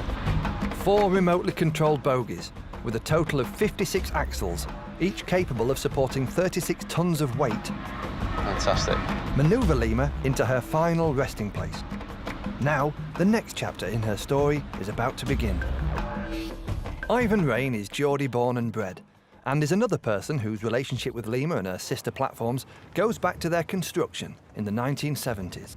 But you didn't have to wear all this kind of stuff back in the 70s, did you? Yeah, we did, but once you got offshore, if you ever mentioned the word safety, you're on the next helicopter home again. He too has come a complete circle. He's now here to oversee the demolition and recycling of Lima. All these pipes and valves and kind of meats, everything we can see around, it's all dedicated to getting that gas up out of here. The main function of this platform is to gather gas from the seabed, and the gas will be brought up through 6 pipes, brought into this system here, and then redirected to another complex where it is collected, and then it's sent to the UK mainland for refining, and then it gets redistributed throughout the UK, and it comes into your house, and that's what you use for cooking your roast beef on a Sunday. For Veolia's recycling team in charge of the demolition, this is no ordinary takedown job.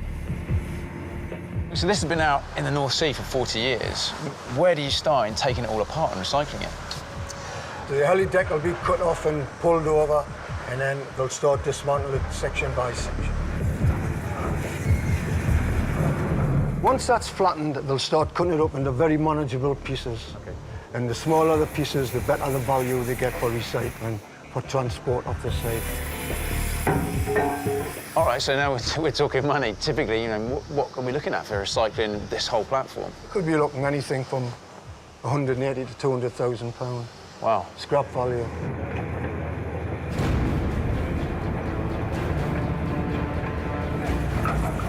After 40 years of service, providing gas to millions of people, and jobs and even a home to hundreds of North Sea tigers, Lima is finally about to be brought to her knees.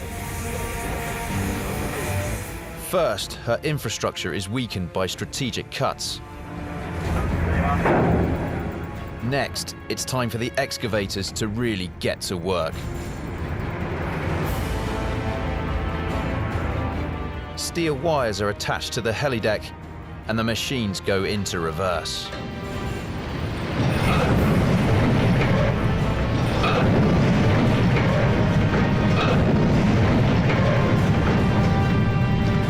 This red accommodation module is next for demolition. Its fixings to Lima's frame have been severed, and the excavators are standing by.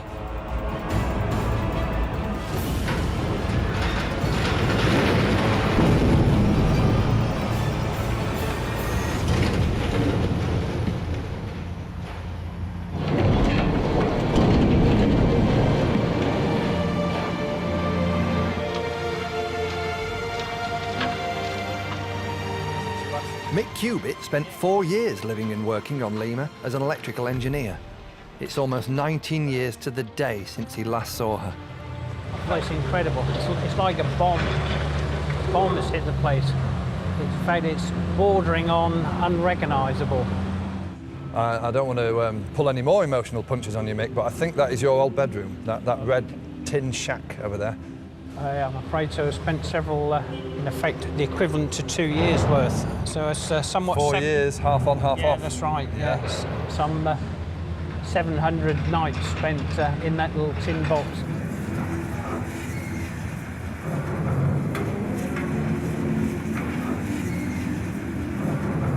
So we've had to walk into your accommodation block, Mick. This is home sweet home. Home sweet home looks fairly devastating to me. It's been really had the insides ripped out of it now. True. So this was the living area then, Mick, was it? This is where you passed the time? Well, prior to the introduction of satellite television, we used to show films that were hired in by the company. Like your own little blockbuster. Yeah. So, Mick, this must have been pretty cramped. How many people lived in here? This was accommodation for 8 people, two lots of bunks.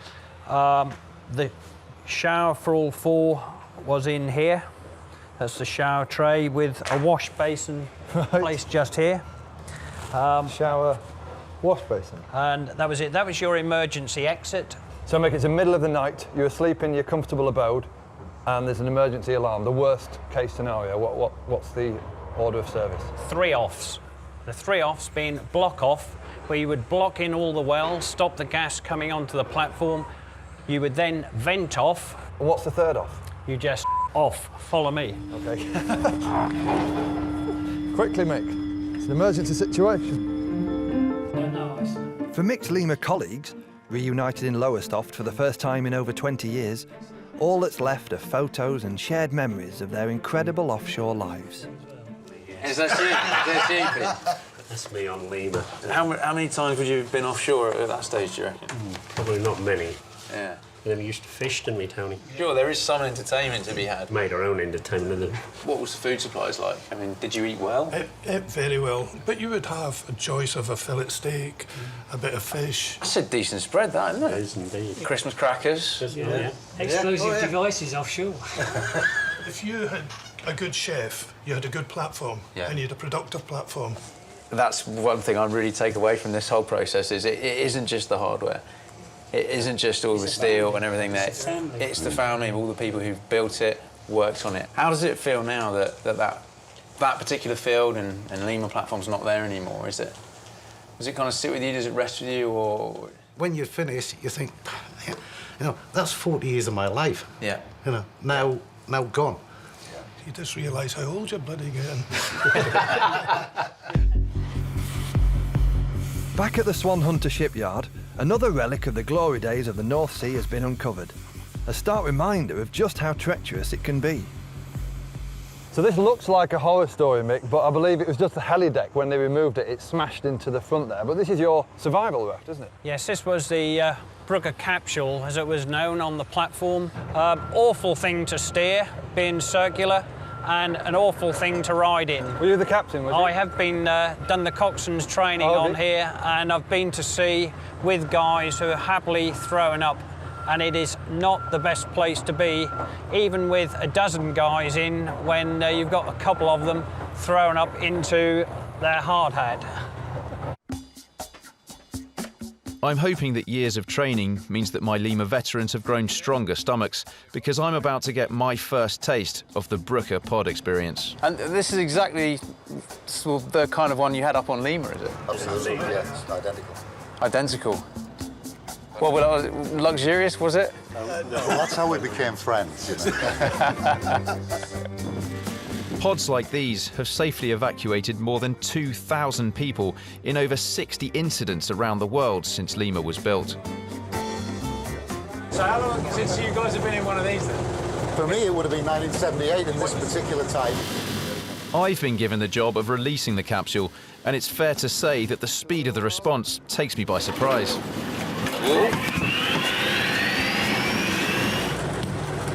Right, we're off. They were designed for the Gulf of Mexico, but the bobbing donut was no match for the waves and currents of an undulating North Sea. The survival pods, still vital for an industry which has claimed hundreds of lives, are now usually boat-shaped. I'm being shown the ropes by Nick Goldspink, who's been teaching North Sea Tigers how to navigate these pods since 1989.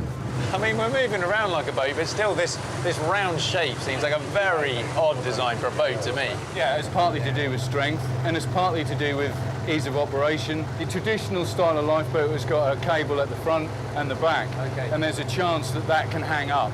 There is no chance and no possibility to that with this shape of boat. Obviously, there is a compromise to the shape, and that is that they do bob around like a cork.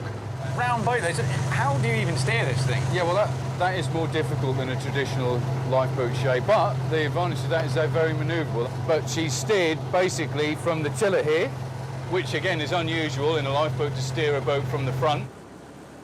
If you were to evacuate, how long would you be able to survive in a craft like this? A fairly long while would be the answer to that. I mean, there's enough water and food for a week.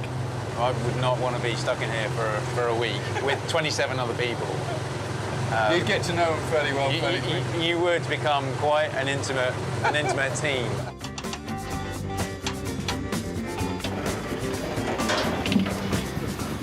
So how was that, gents? Bring back a few memories? Yep. I have to say, 20 years on, I never thought I'd be back in one of them. Back on Tyneside, there's nothing ship-shaped about Lima, which has been slowly cut down girder by girder, making it no longer possible to trace the pathway that gas would have taken, snaking through miles of Lima's pipework from under the sea to our kitchen hobs. So to solve the mystery of how she worked, I'm going to see an offshore platform in action and trace the fossil fuel route. A little bit anxious. Never been on a helicopter before. Thanks to gas and oil, Aberdeen Heliport is Europe's busiest, ferrying almost 500,000 passengers offshore every year. Across the North Sea, more than 100 lives have been lost since air transfers began, which is why every possible safety technique is used. I'm terrified. Absolutely terrified. In the event of the helicopter ditching, this suit will increase my survival time in the freezing North Sea from just minutes to about 7 hours. But I hope I don't have to put it to the test. After an hour of seeing nothing but sea, a platform comes into view.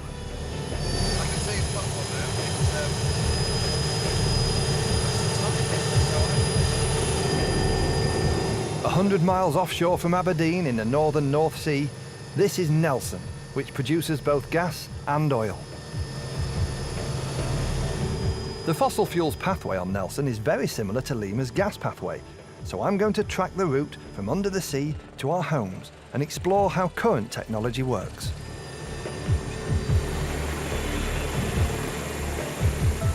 While Lima had 6 wells, Nelson has drilled 28. Nelson's manager, Nick McLeod, is going to show me the drill floor. Okay. Wow. Pretty impressive drills there. Our wells here can go down as far as 20,000 feet. 20,000 feet? Yeah. And eventually we get down to what's called the pay zone, which is the area, the pay zone. That's where the money is. Yeah. That's where the oil and gas is. Okay. What happens then? It calls spurts up, doesn't it? And everyone cheers. Is that right? In the old days, hopefully not these days. The first crucial stage for the fuel that emerges is the well bay. Everything's moving about and juddering, really noisy, absolutely unbelievable. It's unbelievable to consider that they've made this size of machine. It's even more incredible when you realise that we're 100 miles off the coast. Production engineer Murdo MacDonald is here to explain the first step of the fossil fuels pathway. Oh, not a lot of room in here. Which involves something known in the trade as a Christmas tree. Why is it actually called a Christmas tree? Maybe it's because they look like they've got branches coming off them.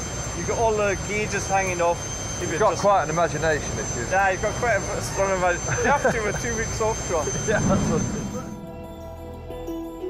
When a well's drilled, the raw fuel comes up the conductors into the well bay. On Lima, this was gas. On Nelson, it's gas and oil.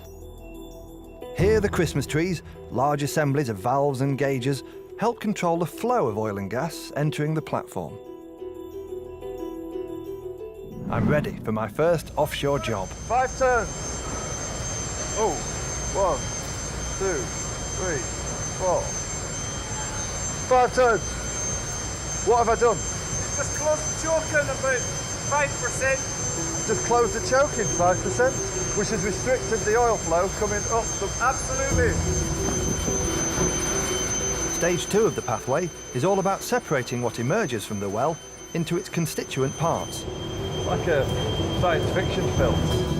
When a well is drilled, oil comes up the conductors into the well bay, but it's not pure oil. It's a mixture of oil, gas, and water. In order to extract the valuable oil and collect the gas, the whole mixture is sent to one of the most important devices on the platform, the separator. I've made a model of Nelson's separator to explain to Rob how it works. It's bafflingly simple. We have here a bucket, which to the casual observer appears to be generic brand cola mixed with vegetable oil, which is actually exactly the same as oil, water and gas, right? That's what's coming up from the bottom of the sea. So we've got a pump, but normally that's got enough pressure to be forcing itself up. Exactly, that would be pushed up under its own steam. Yeah. So what you do, you separate them out. The gas will naturally float off to the top. Yep. Lighter than both of them. So that'll normally be tapped and off into wherever else it needs. That'll be tapped and processed, yeah. Water is heavier than oil. So this weir is very important because the oil floats on the water. OK, you see that easily here. So the brown stuff is the water and the creamy stuff is your oil. Exactly. So because the oil is floating on the water, it flows over the top of this weir, creating this secondary chamber here, which is pretty much all oil. So coming out of here, you get pure oil. Coming out of the bottom of this section, you get flat cola or water. Yeah. Coming out the top, gas. Gas. This separation stage of the fossil fuels pathway is vitally important because it tells the energy company how much gas and oil they're producing. To do this, every day each well is taken out of production and diverted into the test separator. You too? How's it going? In the control room, Pete O'Connor is monitoring the results. So that's the production valve there, the diverter valve, which is open. That's the test one, which is shut. So by putting it into the test separator, it lets us know how the well's performing, how much oil it's producing, how much water, how much gas it's producing. All our wells now are starting to water out all over 80% water. That didn't used to be the case? No, they all gradually decline in oil production. So the test separator is actually testing the mix of oil to gas to water? For each individual well. Yeah. We have a spot rate there, which at the moment can tell you we're doing 19,357 barrels near enough today, at the moment. Wow. At that rate, Nelson produces oil worth around £1.5 million a day. Not a bad return. The third and final stage of the fossil fuels pathway is exporting it. Water is cleaned and pumped overboard. Oil is cleaned and then pumped down the export pipeline to shore. But it's not all over for the gas. Some is exported to gas terminals. Excess is burnt off on the iconic flare stack. But most of it is diverted to something known as the gas lift to do an important job. Because of the weight of the ocean on this trapped reservoir of hydrocarbons, it's all under pressure. Which is kind of like this. So the moment the drill pierces it, wow, you've got oil. The oil comes out. Now, obviously, quite soon it loses pressure. So once they've been tapping the oil off, so it becomes like the field becomes flat. Yes, exactly. It becomes flat. It becomes devoid of pressure. Yeah. So what you do, instead of pumping it up, you push gas down into the reservoir, which makes the oil light because it's got gas in it, which then sends it back up. You basically make the world's biggest soda stream. Yeah. The gas collected from the separator is compressed, repressurized, and then re-injected back down the well via the Christmas tree, forcing more precious oil up. The force required to do this is huge. On the platform, Murdo shows me where they get it from. It's a gas compressor, which is essentially a jet engine, and it's one of the noisiest things I've ever experienced. The engine drives the power turbine that drives the gas compressor.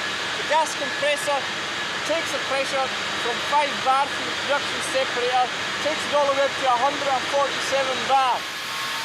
That's 147 times atmospheric pressure. That 147 bar is then used in the header to re-inject back down the wells to lift the oil back up again. Like they're a powerful blow, aren't they, those jet engines? I would say it's quite a blow, all right. Yeah. But while Nelson's conductors are still full of North Sea gas, Lima's conductors now lie severed from the rest of the platform on the quayside at the Swan Hunter Yard near Newcastle. And demolishing them is going to be a feat in itself. Because of the way the wells are drilled and constructed, they end up with pipes within pipes within pipes, all sealed with thick layers of cement. Turning this into small pieces of scrap metal requires a process known as bombing. First, the gas axe is used to cut along both sides of the long steel conductor. Then, to get at the inner pipes, the excavator steps in. Once it's made short work of the concrete, the inner steel pipes are revealed and the process starts all over again. With over 1/3 of a kilometre of conductors to scrap, it's a lengthy process. Meanwhile, on the other side of the yard, only Lima's legs, or jacket as it's known, still remain. Built from over 1,000 tons of high-grade steel, it must be broken up into small chunks to be recycled. The first stage is to bring the structure to its knees. Strategic cuts must be made so the legs collapse neatly. But it's a dangerous job. As soon as a cut is made, the platform is weakened and may fall at any time. So are you guys responsible for felling the legs? Yes, we are, yeah. I wouldn't like to be the guy who does the final cut. Who's in charge of that? Whoever wants to do it. The backside gets a bit twitchy when they're cutting the final. Doing the final cut, I mean, yes. I think if it was me, at the moment the axe is finished, I'd be turning and running. Do you actually... No, there's no need to run. In a carefully controlled and calculated procedure, tow lines attached to the top of the jacket will be used to pull it over. This is the first time this method has been attempted anywhere in the world. We attach 2 ropes either side of the jacket and a safety rope to the very back of the jacket just to stop the back legs toppling the wrong way.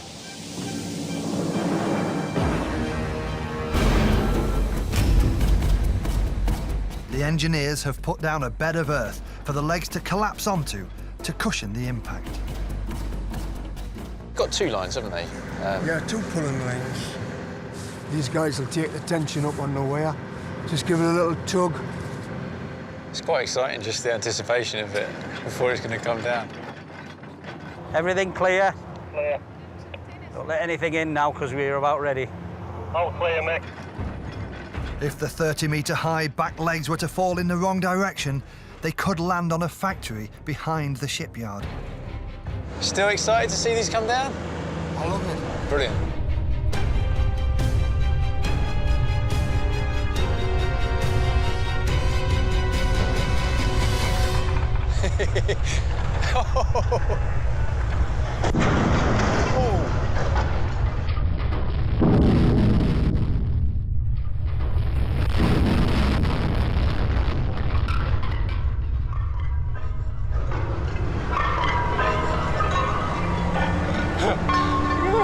Well done. Brilliant. That was awesome. Congratulations. And that's the way to do it. Perfect, Ned. The demolition of this jacket for recycling is the final act in the scrapping of the Lima platform. Although veteran Lima engineer Austin Hand is working in decommissioning, he has not seen Lima, the platform he cut his teeth on, for 20 years. Well, there she is now. Wow. I'm so used to building things, so to see it dismantled and in pieces is just... So you're probably quite used to it in this condition, in a sense. I can still see the module, yeah. Just on the different curve of its life. Yeah, now that really reminds me of going on and off that barge for months to get it completed. Just walking over a gangplank and working 12, 14-hour days every day. But it was fun and exciting, so yeah, that gives me a bit of a buzz. You know, we were the young pioneers in those days. We were the ones bringing oil and gas to the UK. It was exciting. Good memories. So I've seen, Austin, as this process has unfolded, I've seen the huge machine of Lima being reduced to small piles of steel rubble, and I was surprised to see so much timber on show. Can you tell me a bit about this? Well, they used to say in my day that the rigs were made of wood and the men were made of steel, but that's not actually true. So what this was, we covered the main steel deck with this timber so that when you were lifting stuff off supply boats and landing it on the platform, you had some absorption material that avoided sort of damaging the deck or even the container. So all this timber here was to provide you with a huge cushioned area to protect the whole thing, like a massive chopping board in a way. Absolutely, yeah. This steel tubing once formed the jacket that supported the topside. It's now been broken up into sections, ready to be recycled. But to the expert eye, even these fragments reveal the challenges of these early pioneering designs. In the 70s, sometimes the quality wasn't great. So this is a good example here. Yep. Now, this is a very tough angle for a welder to get in at these points. To get right down in there. Exactly. So, you know, in an ideal world, that brace would have been at a less of an angle. But very often the designers just wanted it to be structurally robust. Okay. And then when it arrived for us to deal with it in the construction yard, to think, wow, why did they do that? Yes, and so on paper, mathematically, it makes perfect sense. Exactly, but sometimes it wasn't constructible. But again, this was a learning process. That we would feed that back in to the next jacket and say, can we do this slightly differently? And that's how we evolved the industry getting better and better and making it easier to be sure these welds were sound and solid. All these things had to be considered, even with a relatively simple structure like a jacket. For the final time, the excavators pull on Lima's infrastructure to bring down her last story. Oh, the leg's gonna go. There she goes.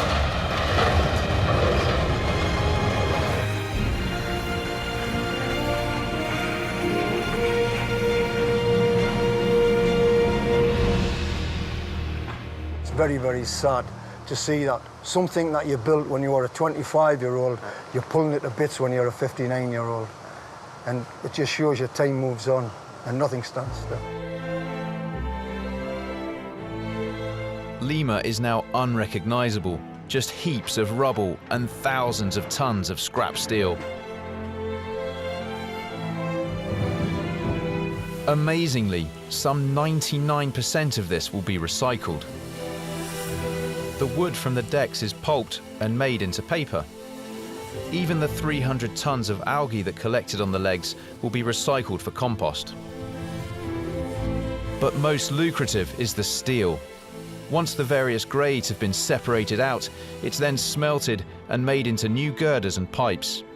Fittingly, just half a mile down the road, steel from the smelted remains of machines like Lima are being used to build this.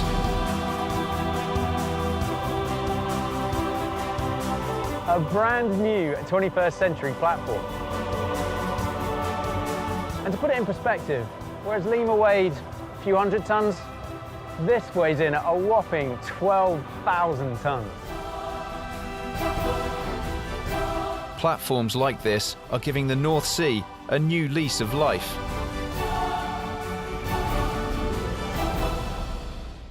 But Lima and its gas field are now just a memory. Removing it cost more than £200 million, took 2 years and over 1 million staff hours to recycle 2,000 tons of steel, 311 tons of algae, find homes for 2 generators and scrap 2 toilets and 12 well-worn bunks. And ironically, some of the North Sea Tigers, who pioneered offshore platform installation, are now involved in the biggest new North Sea industry, taking them back down again.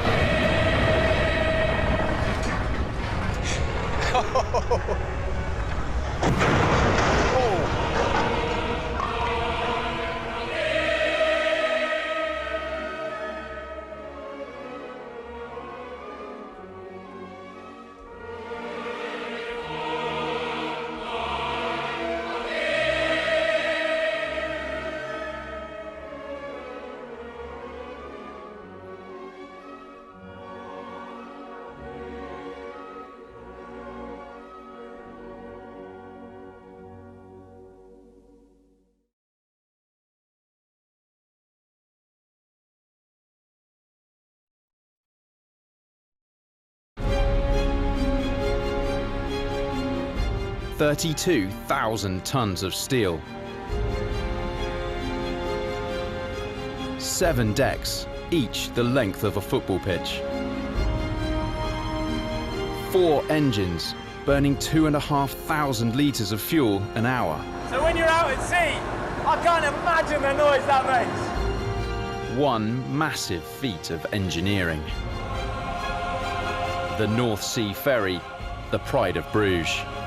Wow. Can't get too much more up close and personal with a ship than we are here. Battered by the sea, for 25 years, it's being taken out of the water for the biggest overhaul of its life.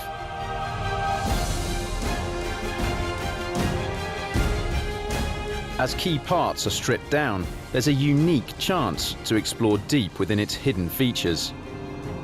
We're as far as any sensible person would go. Every complex system must be rigorously tested and repaired before it can return to service. If you've got a high clearance, you could actually lose your rudder. So these checks, they're very important. They're very important. A 120-strong team of highly skilled engineers take on the challenge. To replace all that is a massive job. They must examine over 1,000 separate parts and repair over 10,000 square meters of steel hull. This wasn't being done. The steel itself will just deteriorate. And we'll reveal what happens to these giants when they reach the end of their working lives. They're just getting munched up by this shearer. And how in their death, they're given a new lease of life. Wow. It's just an incredible firework display. This is Engineering Giants.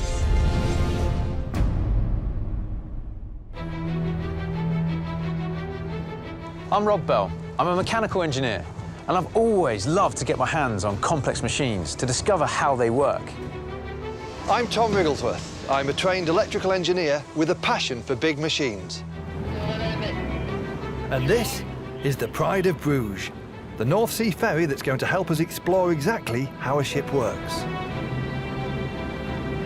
It's arriving in Newcastle, where it will spend the next 3 weeks being stripped down. Pride of Bruges, your town pilot, we're coming to you now. God, we're like a mouse coming alongside an elephant here. Look at this. All the ship's key components, including its engines, propellers, rudders and hull, will require detailed checks and repairs. The problem is that many of the most important parts of the ferry are underwater. Before any of the checks can take place, the first challenge is actually to get this beast into the dock. And that's no mean feat. Engineers won't know the extent of the work ahead of them until all 32,000 tons, the weight of over 2,000 double-decker buses, are safely out of the sea. And to do that, the ship must now be precisely manoeuvred into the dry dock facility at the A&P shipyard on the Tyne. The job of all the guys here around the dock is to get this ship absolutely central and in exactly the right position in the dock. On the bottom of the dock, underneath the water, are what's called docking blocks, and they've been laid out in exactly the right position for the design of this ship, the Pride of Bruges. Earlier today, I met up with site manager John Leckie to find out how his team was going to accomplish this engineering feat. These blocks that the ship will sit on, they've been put in particular positions for this ship, in accordance with its docking plan. The metre-high steel bases are topped with oak blocks, which cushion the immense weight of the ferry, preventing damage to its hull while enabling engineers to work right underneath the ship. Once they're in place, the team can flood the dock. If by some means it started right now, will we have time to get out? How quick a runner are you? Well, pretty quick, but... Using water from the river next door, fed by gravity, the dock is flooded with 133 million litres of water, equivalent to 53 Olympic-sized swimming pools. Oh, wow. Look at it come out. It's absolutely flooding out. That did not take long at all. It takes another 3 hours before the water in the dock is at the same level as the river outside. Then, the gate can be dropped. Engineers have calculated where the hull needs to be positioned in relation to the dock so that the ship ends up exactly above the blocks. Tonight, this task is particularly challenging as there's a strong crosswind.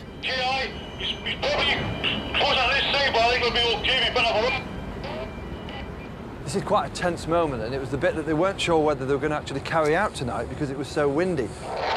Come back down to 1 on the starboard side. With the margin of error less than a metre, the ferry is attached by steel lines to winches known as mules, so that the ship can be precisely manoeuvred from a central control tower. Okay, Alan.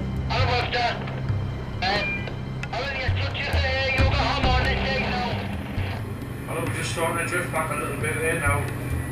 It's such high precision work. And with the wind coming across as well, it's certainly not easy. Caught by a gust of wind, the ferry is pushed perilously close to the edge of the dock.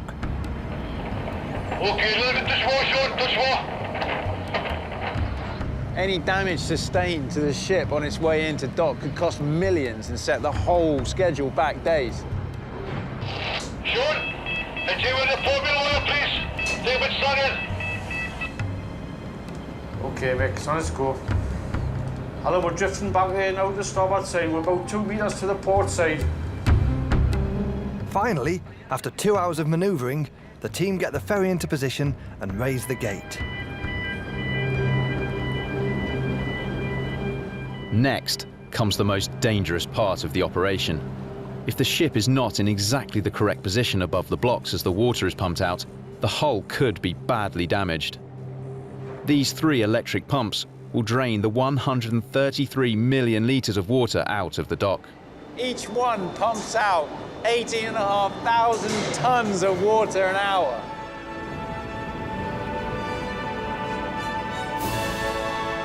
After another 4 hours, it becomes clear that the engineering team's measurements are spot on as the Pride of Bruges finally comes to rest on its blocks.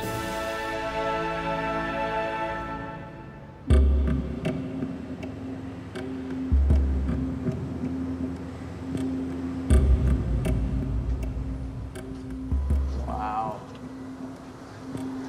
Can't get too much more up close and personal with the ship than we are, yeah. And you can see the effect that the weight of this ship, all 32,000 tons of steel, has had on these docking blocks. It's very intimidating. With the Pride of Bruges now out of the water, for the first time in years, engineers, including site manager John Leckie, can examine and begin to repair the most important part of the ship, its hull. So, John, now we're this close to the vessel, it strikes me that there's actually very little of it under the water. Volume displaced by what's under the water equals the weight of the vessel in its entirety. So there's actually quite a lot under the water, especially with this type of ship. So if you lowered it into the water, as it started to enter the water, it would displace 1 ton, 2 ton, 3 ton, 4 ton. When that displacement weight matches the weight of the ship, yes, it stops. Yeah. It floats. Sits and floats, yeah. The shape of a ship's hull depends on the type of work it's designed to carry out. For speed, V-shaped hulls are best, enabling ships to cut through the water, minimising drag. For stability, a boxy U-shaped design like our ferry is better, creating more cargo space and minimising rocking. But the shape of a ship's hull isn't enough on its own to ensure its stability and seaworthiness. A perfect level of buoyancy is also needed, and to make that happen, the ferry can pump up to 2,200 tons of seawater into the network of ballast tanks that run throughout the lower part of its hull. The ship is designed to sit at a certain depth in the water. If the ship was empty, carrying no load, it would actually sit so high up in the water that it would appear unstable. Now, this is a bit of an extreme example. That's not classic ship shape. We can make even this sit in the water with a good degree of stability if we put enough ballast in it and cause it to lower its buoyancy point, like that. While the dock was being drained, the ballast tanks on the Pride of Bruges were emptied, so that engineers could begin the filthy job of cleaning out the water inlets, known as sea boxes. Hey up, there's a man in there. Is he a contractor or is he just dodging a fare? Engineer Colin Grant has the job of ensuring that this major overhaul runs smoothly. Guys are working up there, cleaning the mud and everything that accumulates, because eventually it will clog up and the ship's got a problem. So when the ship needs a drink, this is its mouth?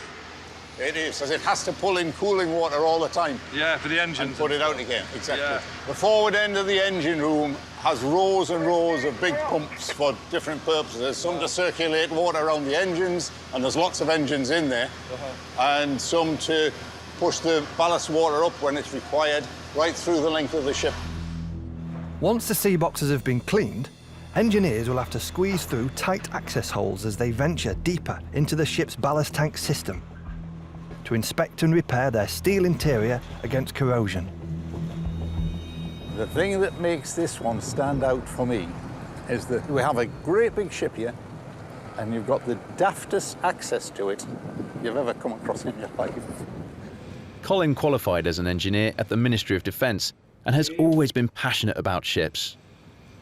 There are all sorts of plans of the ships, but the one that we need for this exercise is this. Before Colin's team can begin examining the ship's labyrinth of ballast tanks, he first needs to check that they're safe and that no water remains inside them.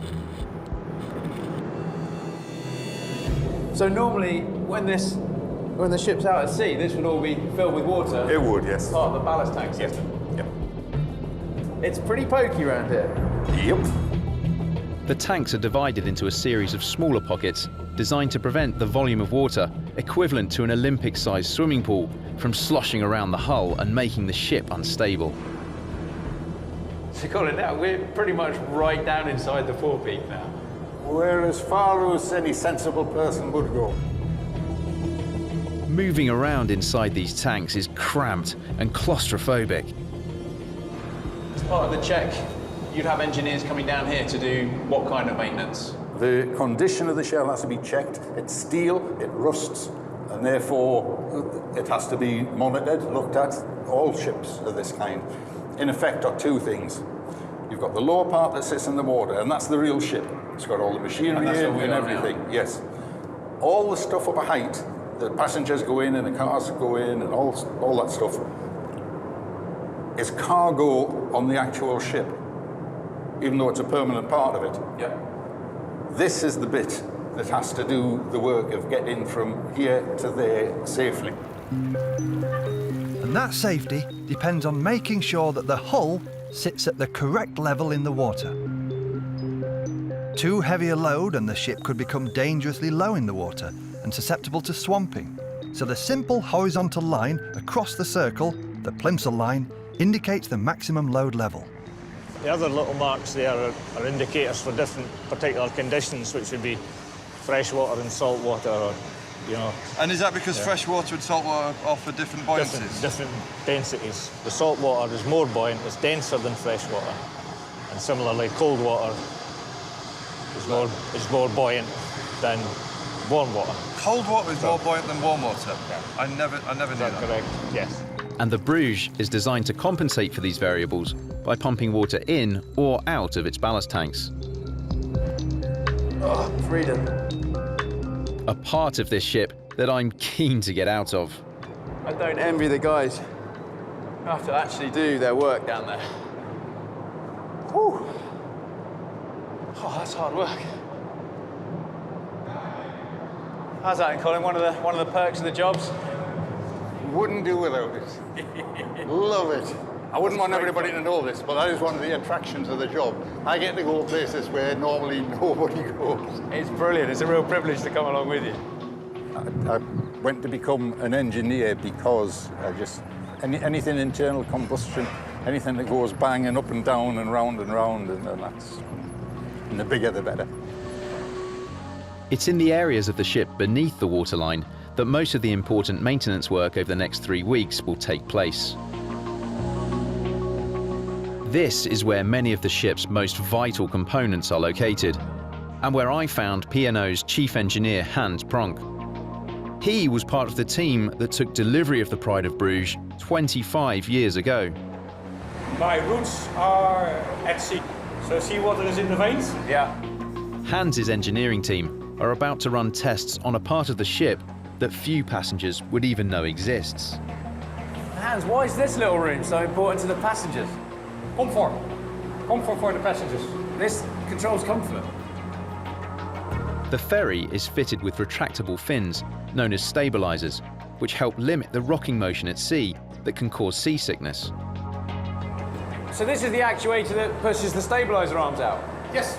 So, and at the moment in dry dock, we get them out for repairs, cleaning, maintenance, and whatever.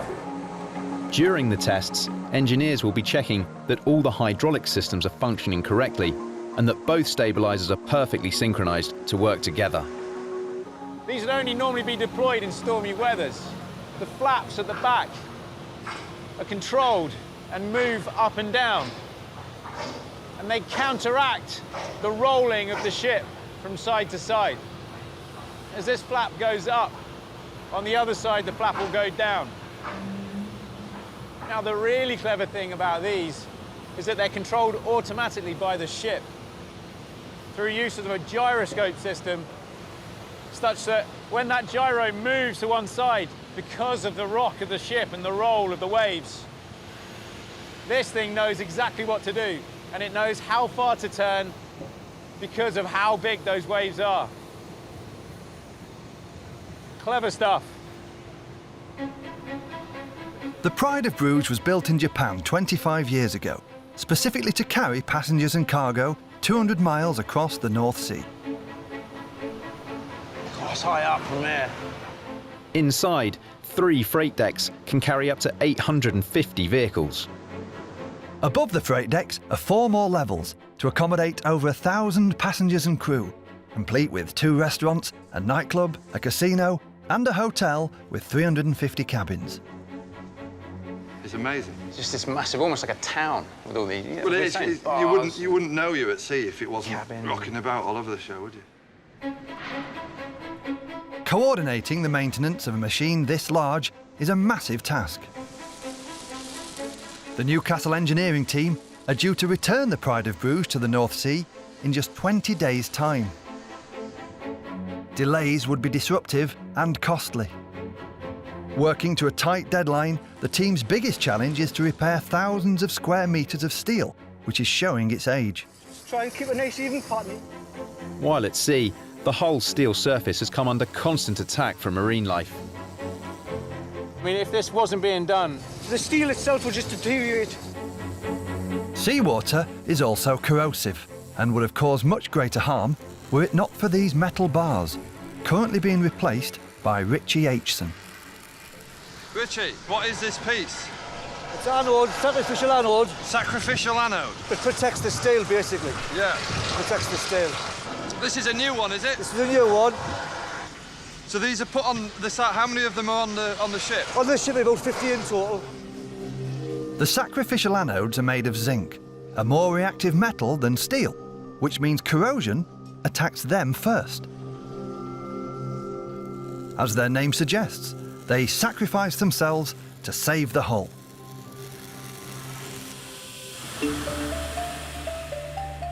While engineers carry out repairs on the steel exterior of the ship, inside, work is underway to replace 2 steel floors, each the size of a football pitch, in the ferry's car decks.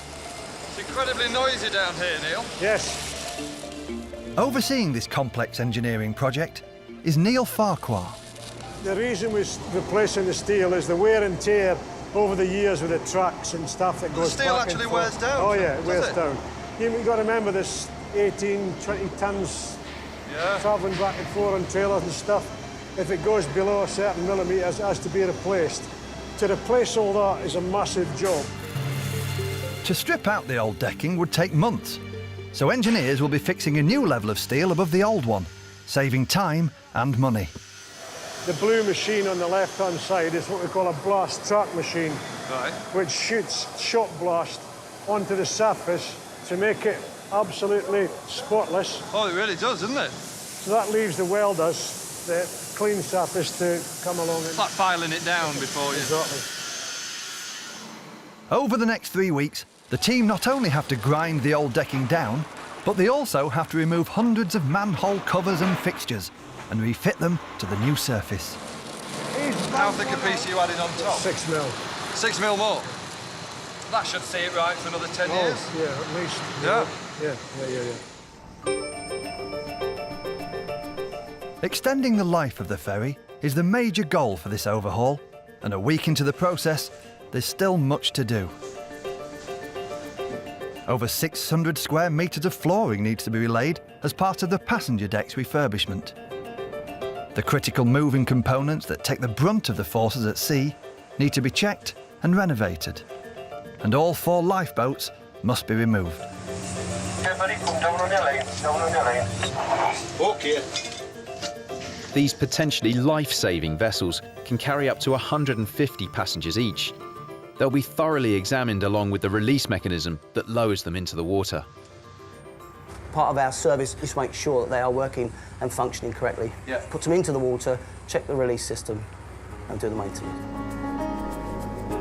Safety on the ship is paramount and the main focus for the Newcastle engineering team.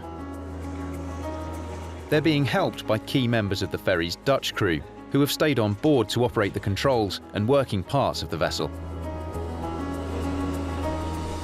An old ship, 25 years plus, well maintained, well looked after, good crew on board who love the ship. They do 2 weeks on, 2 weeks off, and obviously treat it as a home.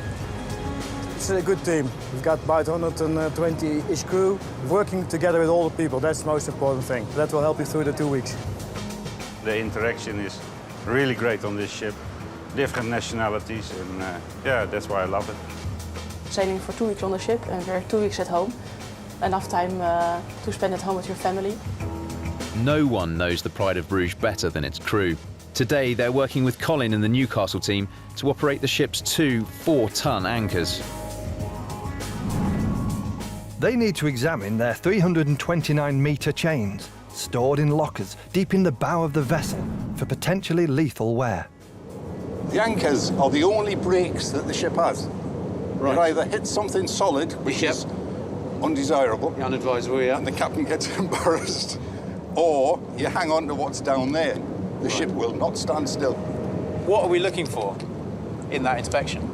Any defects. That rubs on that. Yeah. Naturally, that causes wear.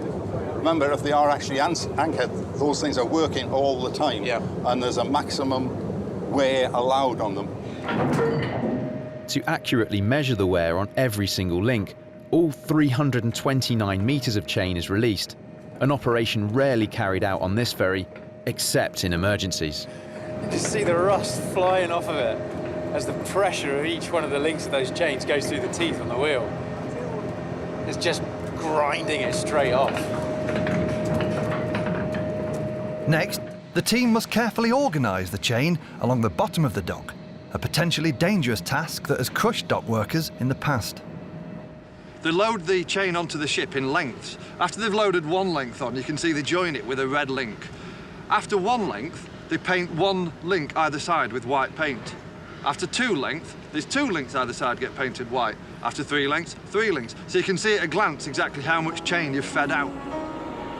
The anchor prevents a ship from drifting away due to the currents or tide. A common misconception is that it's the anchor itself that acts as the main weight to secure the ship in its position. In fact, it's the weight of the chain that holds the ship in place. The anchor is merely there to keep the chain in the correct place on the seabed. The final link in the chain is attached to a single pin deep in the bowels of the vessel.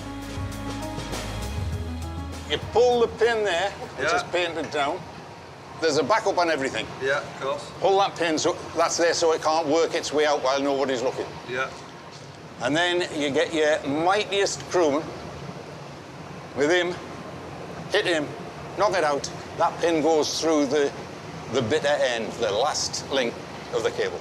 So the last link of the chain is called the bitter end? Yes. And the whole anchor and the whole chain is connected to the ship by the bitter end? Exactly. Or more importantly, the ship is connected to the anchor by the bitter end. Releasing the bitter end would be the captain's last resort, casting the ship adrift in the sea. You build a ship and you hope that will never be used, except for normal anchor chain changes. Yes. The anchor and its chain is 25 years old, the same age as the ship. And like many of the ship's 10 million components, as it gets older, it will require an increasing amount of maintenance and repairs. In the end, the Pride of Bruges will simply become too costly to keep running. Then, it will end up at a shipbreaking yard like this one in Belgium, the largest of its kind in Europe. Here, over 50 ships a year are plundered for spare parts and broken up. It's the perfect place to look even more closely at how all ships are built. There's all manner of activity going on here. Ships being sailed in to get cut up, scrapped, and it all gets loaded up and taken off to be recycled. Ships usually arrive at the yard in full working order. Looks like it's just been completely abandoned.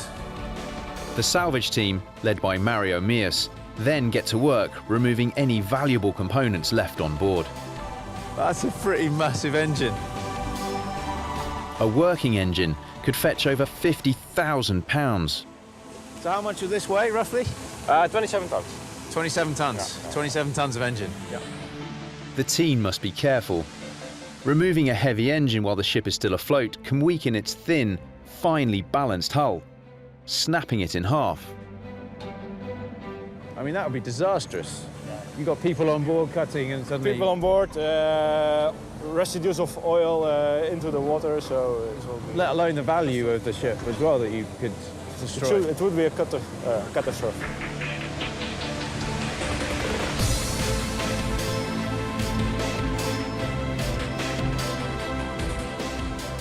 Kan uitlopen, hè? That's it, it's down. Job done. Engine safely out, the remaining hull is now light enough to be hauled up onto dry land, to be cut up and recycled. Effectively, we're just dragging it from the sea up here onto dry land. This Mexican dredging vessel used to pump sand and silt off the bottom of South American ports. It has a hull that follows the same principle and dimensions of our ferry, just half the size. Stood in front of this perfect cross-section of a ship, cut right through it. Just gives you a brilliant picture of the structure and what goes on inside. I mean, better than any engineering drawing could ever give you. And whilst this is obviously built and designed to transport cargo, and our ship, people and cars, the principle's very much the same. The flat bottom hull and the ballast tanks on the side. The other great thing about this cross-section is it allows you to see how thick the hull is, or in fact, actually, how thin it is. That's probably, what, a couple of centimetres at max? Can you just imagine how something as thin as this could get ripped to shreds if it came up against something solid like a rock? It will take another 2 weeks for the salvage team to cut up the rest of this 2,000-ton hull, ready to be recycled. Our ship, the Pride of Bruges, should be at least another 10 years away from this stage of its life cycle. In Newcastle, the ferry's now halfway through its 3-week overhaul, and so far, the engineering team are on schedule. Throughout the process, one of its 4 diesel engines has been ticking over to provide electrical power to the ship's control systems. Right at the back, or the aft of the ship, the real business end. And down here is where the engines are. The power, this beast of a vessel. It's the heart of the beast. That's where all the action is. It's alive, and it pumps the energy through the ship, and you can feel it when you're in there. You can't hear anything else, but you feel it. Even with ear protectors on, when the ship is at sea, it's simply too loud in the engine room for engineers to work safely for long periods. So while the ship is in dry dock, Chief Engineer Hans Pronk and his team have just a few days to check the thousands of valves for any leaks and carry out important systems checks on the engine's complex electronic controls. So you're able to see here and actually control everything out in the engines, all the pumps, all the generators. All the things will be displayed on a screen like this. As you see, the controls over here are for pumps, the controls for propellers, the controls for generators, the control for main engines, clutching, declutching, steering, everything. Despite the noise and heat, Hans is never more at home than when he's in an engine room. When you're out at sea, it's even more noisy than it is now down here. Yeah. You definitely need a lot of equipment. At sea, all 4 engines would be running, constantly driving the ship's 2 propellers, as well as supplying the ship with hot water and enough electricity to power a small town. I mean, this really gives you an idea of the size of the engines and the pistons. So the diameter of a piston inside the engine is that. A piston in a regular car engine is closer to the size of a fizzy drink can. Now this piston here, that's just been refurbished, has it? Ready to be used again? Yes, you see, it's not brand new. Yeah, Yeah. you can see. But it's fit for use. How much would one of these cost new, roughly? About 7,000 for the top part, because that is being split. Yeah. And then you have the lower part, that's another 7,000 roughly. So around 15,000 pounds. In addition to 30 pistons, costing £182,000, there are tens of thousands of valves, pumps and pipes, all working together to supply the ship with the power it needs. So what's the power that we've got on here then, Hans? It's 5,760 kilowatts. The power output from average cars, what, in kilowatts? 100 kilowatts about. So that means this is about the same power output as about 58 cars. Yes. In total, the ferry's 4 engines generate a power equivalent to over 200 cars. And on a 14-hour crossing of the North Sea, that means the Pride of Bruges will get through over 30 tons of diesel fuel.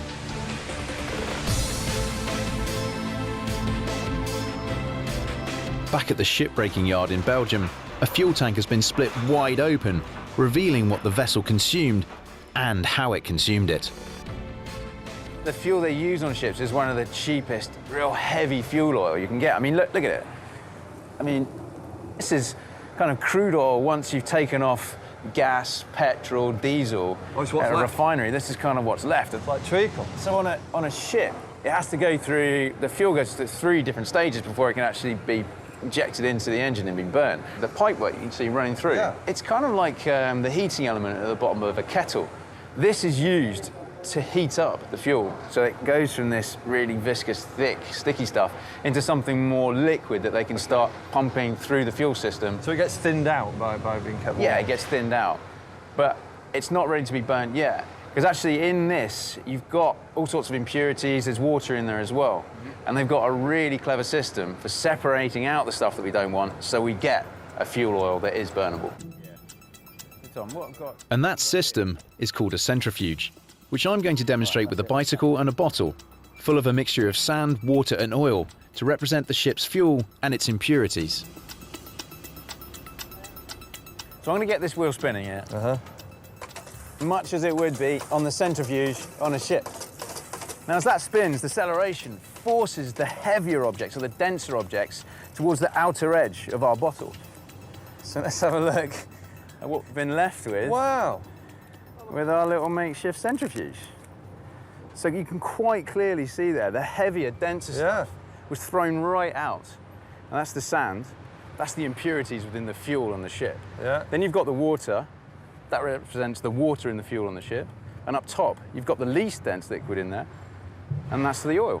And that would be the fuel oil on the ship, which can then be tapped off and burnt in the engines. Very good. At sea, 2,500 litres of this fuel is burnt every hour on the Pride of Bruges, generating over 40,000 horsepower. Most of which is used to turn the ship's 2 colossal propellers, linked to the engines via these 130-metre-long shafts. This shaft runs right from the transmission right out to the propeller. Yes, absolutely, yeah.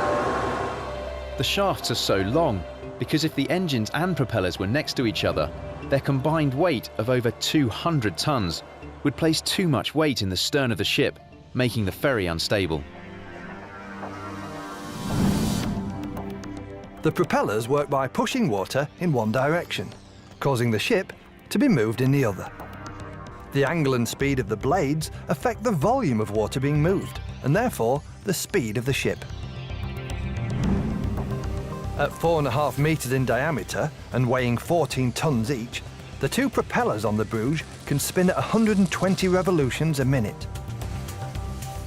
They're in the process of being polished by engineer Paul Baker and his team, an essential job they can only do when the ship is in dry dock. Once they've been polished, then we will crack detect. The areas that you crack detect are in the palm, where the bolts are, and on the tips of the blades. This is purely to identify whether or not there is any surface imperfections or fractures within the blade material. These surface imperfections can be caused by a phenomenon known as cavitation. When the propeller's spinning, the rapid changes of pressure in the water around the blades can cause cavities or bubbles to form. The constant implosion of these bubbles as the liquid collapses into the void produces a shock wave which can damage the surface metal of the propeller. If left unchecked, cavitation could result in a ship losing a blade. So this is being inspected at the moment? It is. We will proceed with the polishing of the blades and the crack detection. So when you polish it, yes, what's the effect that that will have? Efficiency. It will improve the efficiency? It will improve the efficiency of the blade as regards the resistance within the water. Okay. So therefore, it will reduce these fuel costs. Okay. It's all about reducing fuel costs. Those costs are further lowered by the ingenious design of the propellers, which enable the captain to control the pitch of the blades, an invention that's best demonstrated by this replica model. Unlike in cars, where the engine speed determines how fast the car's going, that's not necessarily the case in ships. It's the angle of the blades in the water which is going to determine how fast you're moving. So when the propellers are in this position now, which they're quite flat, it's pretty much like having a dinner plate slapped onto the end of the shaft. So when it's spinning, it's not giving you any forward thrust. Now, when you start to change the pitch, you start to get an increased amount of thrust and propulsion forwards on the ship. If the captain then wants to reverse the ship, what happens is he reverses the angle of these blades completely, such that the water's being propelled in the opposite direction and the ship goes backwards. And that means he doesn't have to slow down the propeller from the forward direction, crank it in, and then speed it back up again. That whole process can be done whilst the shaft's still turning. So this clever design makes the ship that much more maneuverable, with quicker response times, and is more fuel efficient, making it much cheaper to run. It's now only 10 days before the Pride of Bruges is due to ferry passengers and cargo across the North Sea. And with time running out, engineers must make sure that all the critical components, usually underwater, are in perfect working order. Any failures at sea would mean returning the ship to dry dock, resulting in a huge financial cost and a cancelled service. A faulty rudder would prevent the crew from being able to steer the ferry into port unaided. So Paul and his team must now check that the rudder's washers and bearings, known as bushers, haven't worn down due to continual movement in the water. You do get a wear factor on these, and sometimes you have to part the blade and the flap and renew these riding washers. And what would be the situation where you'd have to actually remove the whole rudder? If we have a problem with the main trunk housing, if the clearances are excessive, then we have to lower the rudder, remove the rudder, take the post out and renew the bush. So what's the danger of not spotting something like that where you've got really high clearances? If you've got a high clearance, you could actually lose your rudder. At sea? Yeah, you'd lose the rudder. So these checks, they're very important. They're very important. Housed directly above the 4-ton rudders are the hydraulic actuators that move them. They're controlled electronically by the ship's steering wheel at the bow of the vessel.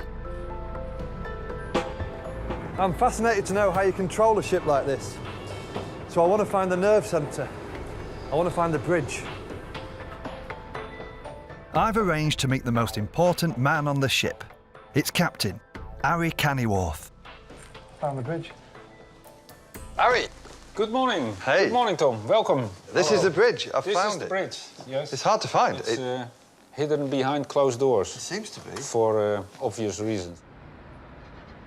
The main controls to manoeuvre the ferry in close quarters are located on the bridge's wings that protrude beyond each side of the hull so that the captain can see along either side of the vessel. We have the bow thrusters here at our disposal. Now, these are just those little propellers, well, say little, they're about 6 foot, aren't they? Relatively little, and they can move the bow basically sideways. Yeah. So, you've got rudder here? Rudder, bow thrusters, and both engines. I thought you'd have a wheel. I thought there'd be a wooden wheel. You want to see the wheel? I think you'll be a little bit disappointed with our wheel. This is it. This has been modernised, hasn't it? This is it. It isn't what I expected. While the big steering wheels are getting smaller, the ships and the rudders that drive them are getting bigger. As a passenger and cargo ferry, the ship is regularly in and out of port, so manoeuvrability is key. Therefore, the vessel has been equipped with special rudders. These are Becker rudders. They're a high manoeuvrability rudder. You have a flap, as you can see on the mechanism here, Becker flap. So what's the advantage of having this on the back of the rudder It itself? actually increases the manoeuvrability of the vessel. Water that's been driven through the propeller is diverted by the angle of the rudder, changing the direction of the ship. The addition of the Becker flap to the rudder is an ingenious yet simple way of getting extra manoeuvrability. Because of its position, this smaller flap has a bigger effect on diverting the water flow, making tighter, quicker turns possible. So what would be happening if you're doing 18 knots, top speed? Top speed. Clear day. Yeah. And you just went woof. The ship will list considerably. Okay. Everything that's not secure will fall down. Clearly, there's no way to see Harry manoeuvre this ship while it's in dry dock. But fortunately, the Pride of Bruges has a sister ship, the Pride of York. Built in Scotland to exactly the same specifications as its Japanese sister, the York also carries out the daily Hull to Zeebrugge crossing. Between the two ships, they ferry 400,000 holidaymakers and business travellers between Britain and the continent every year. On behalf of Pina Ferries, would like to welcome you on board the Pride of York.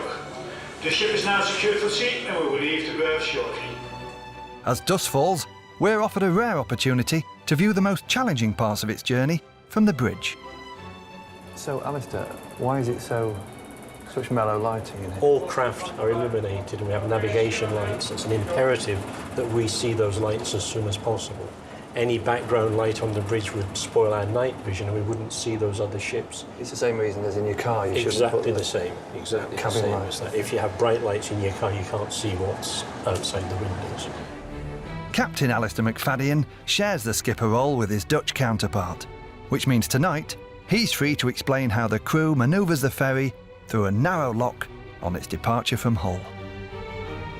But all the navigation is going on down the other end of the bridge. It is, yeah. Captain Rowley and the chief officer, they're manoeuvring the vessel at the moment. So this is quite an intricate manoeuvre. It is. We're trying to get this enormous ferry into this tiny little lock pretty here. small gap, yes. Yeah. So when we're in there, how much leeway have we got? You've got about 18 inches either side of the vessel as we move in. It's a very tricky manoeuvre. We use our own machinery, main engines and bow thrusters, and of course the rudders, to get the ship in here. And as you can see, we do things very slowly and nice and gently. That is unbelievable. From up here, I can't believe that's 18 inches. It looks like it's about an inch. The smallest of errors could result in damage to the hull, where many of the ship's most important components are housed. But the York has been designed to the exact specifications of this particular lock. Is it not an argument economically to have a smaller ship or a bigger lock that you can be quicker, so you can get more ships through? The bare fact is that the lock is built, and if they'd built it twice as big, we would have built a ship twice as big. Now, the ship has to wait until the level of the water inside the lock reaches the same level as the river outside. The whole idea of this dock basin is to maintain a certain depth of water all the time.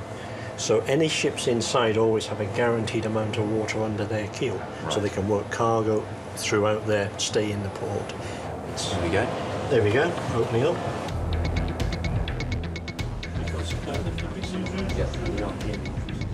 The crew now have to navigate the ferry 200 miles across busy shipping lanes in the North Sea. This is the route that we will be taking, so we will be on the starboard side of the channel. We'll come all the way down to the sea reach. Once we get to that point, we'll alter course to a course of 124 degrees, all the way down to Zeebrugge. Today, ships are equipped with global positioning systems that use satellites to fix the ship's location to within meters, and an automatic identification system that then broadcasts the information to nearby vessels. Superimposing that information onto the English Channel reveals how ships have to stick to lanes, like traffic on a motorway. But despite all the latest technology, a captain must still be able to fall back on the charts.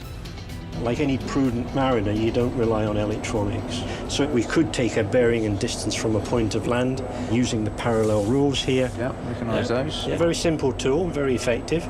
And it's used by lining up on the compass rose here, and then you line up to whichever bearing required, and then you can just simply move them across the chart to transfer a position line.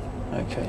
Very simple, very practical, and sadly, soon to disappear. Soon to disappear? How come? Well, ships and modern ships are now moving towards electronic chart displays, and that will be their main navigational source. So all of these paper charts will disappear. Alistair's worked on ferries like the Pride of York for 38 years, and I'm keen to know if he has an emotional bond with these ships. I think you do always develop a bond with the vessels you work on for any length of time. It's not the ship is just a vessel. It's the people on it that really make a ship. And you can have the best ship in the world with a rubbish crew, and every day drags, it's horrendous. And you can have a really older ship with lots of challenges, but with the right crew, it's a pleasure to come to work. Fantastic. What's the most challenging thing for you when you're captaining a ship? Weather. The weather? Weather. Is that something you relish as a challenge? I don't think I would ever say I relish the challenge of the weather, because we are mere mortals, and I think, you know, from my experience, the people that get caught out are the guys that relish the challenge. Right. The ferry has all the latest navigation technology to help, while sensors located throughout the vessel give early warning signs of any engineering problems and hazards, including flooding. But it still needs the skills of its crew to sail this ship safely in all weathers across 200 miles of North Sea, with up to 1,000 people on board. This is such a gorgeous way to end a journey. It's an incredibly civilised way to get across to the continent, isn't it? Yeah, it really is. Very civilised. Our arrival in the Belgian port of Zeebrugge gives us a chance to return to the ship's salvage yard nearby to see what happens to a ship's carcass once it's been torn apart.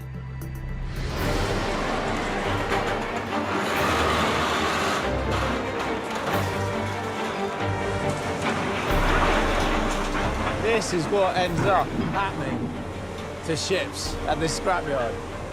Without any respect for the work they've done. They're just getting munched up by this shearer and thrown up on the scrap heap. And this is what the salvage team are after. Steel. Mountains and mountains of steel. 750,000 tons of steel is salvaged at this recycling yard every year, ready to be shipped up the river to the ArcelorMittal steel plant, where the next stage in its life cycle begins. Here, containers the size of 3-storey buildings carry molten metal through the giant production line. It's just so impressive, the size of the equipment and the temperatures involved. 5 million tons of steel is produced here every year, a quarter of which is made from scrap. Here we have just 3 days worth, and it's all waiting to be recycled and turned into cars, bridges and fridges. The scrap steel is loaded into enormous containers the size of a bus and transported to the converter, a vessel capable of producing 295 tons of steel at a time.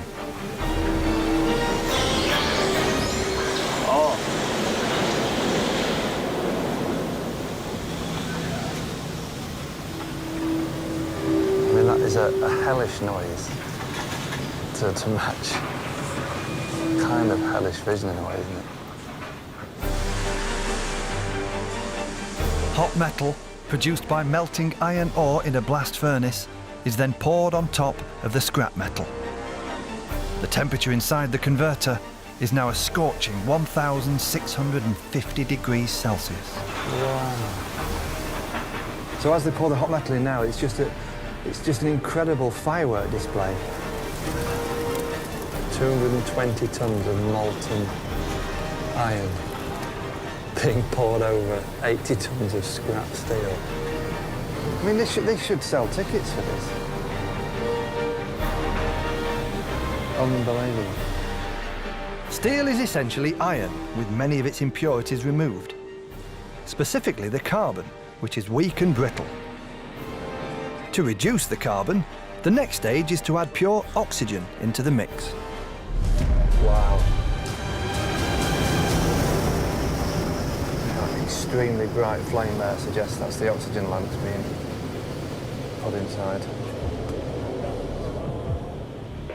They inject oxygen for about 15 minutes, which helps take the carbon that's in the metal and turn it into carbon monoxide and carbon dioxide.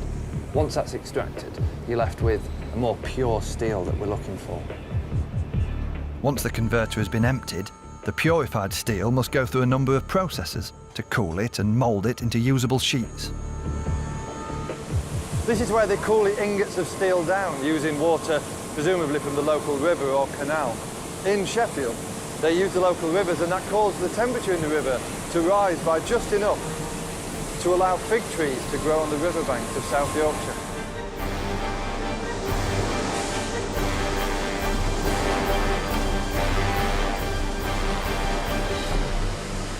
Wow, that is so impressive. And this is a finished item, a huge roll of steel.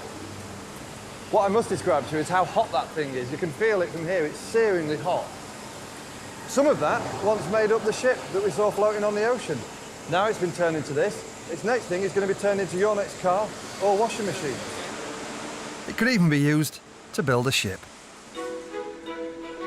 In Newcastle, there are now just 2 days until the Pride of Bruges is due to head back into service. Work's begun to cover the part of the ship's hull usually underwater, in a special paint designed to prevent the build-up of marine life, therefore improving the ship's fuel efficiency, as Paint Quality Inspector Tim Emerson explains. Once that growth attaches itself to the ship, it slows the ship down. It has a dragging effect on it, yeah? Which obviously means that they've got to use more energy to drive the propellers to make the ship travel at the same speed, which obviously is impacting on the fuel costs. I find it hard to believe that a few barnacles is going to cause a problem of fuel efficiency. Yeah, it can cause a huge problem. The amount of fuel used to drive these vessels is huge. Typically, you're looking at around 90 tons of fuel a day, typically, if there was no anti-fouling on there. Once you put the anti-fouling on, you can reduce that down to between 40, 50 tons a day. If it was going in your pocket every day. Me too, I would like it as well, yeah? You know, we wouldn't have to work again. The anti-fouling paint is a technological marvel in its own right. It's been cleverly designed to react to movement of the ship through the water by continually shedding microscopic particles of itself. This means that marine life is unable to get a grip on the hull. Every last square metre of the ship, above and below the waterline, has to be repainted. And with the Bruges already scheduled to carry passengers on the same day the overhaul is due to finish, for the next 48 hours, they have to work around the clock to get the work done.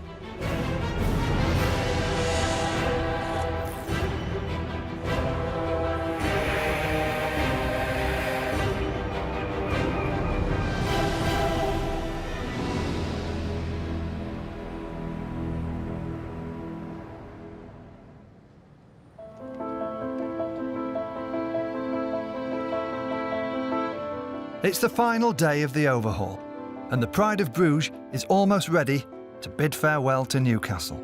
It's been well maintained, and I think it's a dedication of the ship staff and all departments that keep it in the condition it's in now. Over 4 tons of paint now cover and protect the ship's exterior. After 25 years, she's still in a very good nick, so this is a major achievement. And we'd like to keep her like this and try to maintain her as such. The passenger levels have been refurbished. Yeah, I'm proud that we have accomplished what we did. It looks a lot better now. Yeah, everything what should be working is working, which is very nice to know. Propellers have been polished and tested. And the rudders have been serviced, ready for inspection. It's looking good, isn't it? It's looking spick and span. It looks very good, yeah.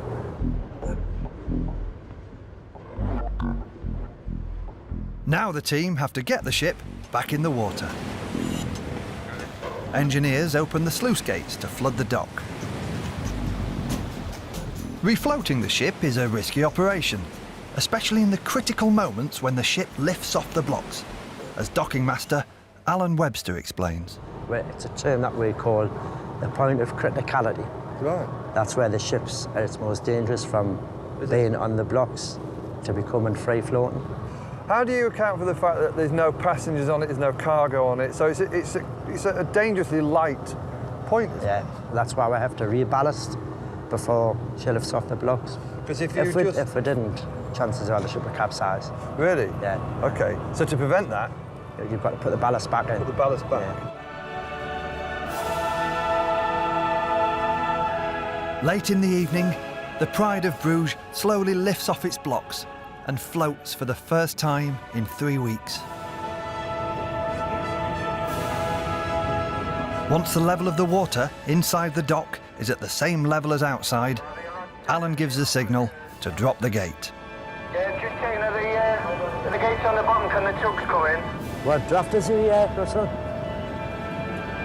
His team have a narrow window of just over an hour to manoeuvre the ship into the river before the tide goes down and it's left grounded.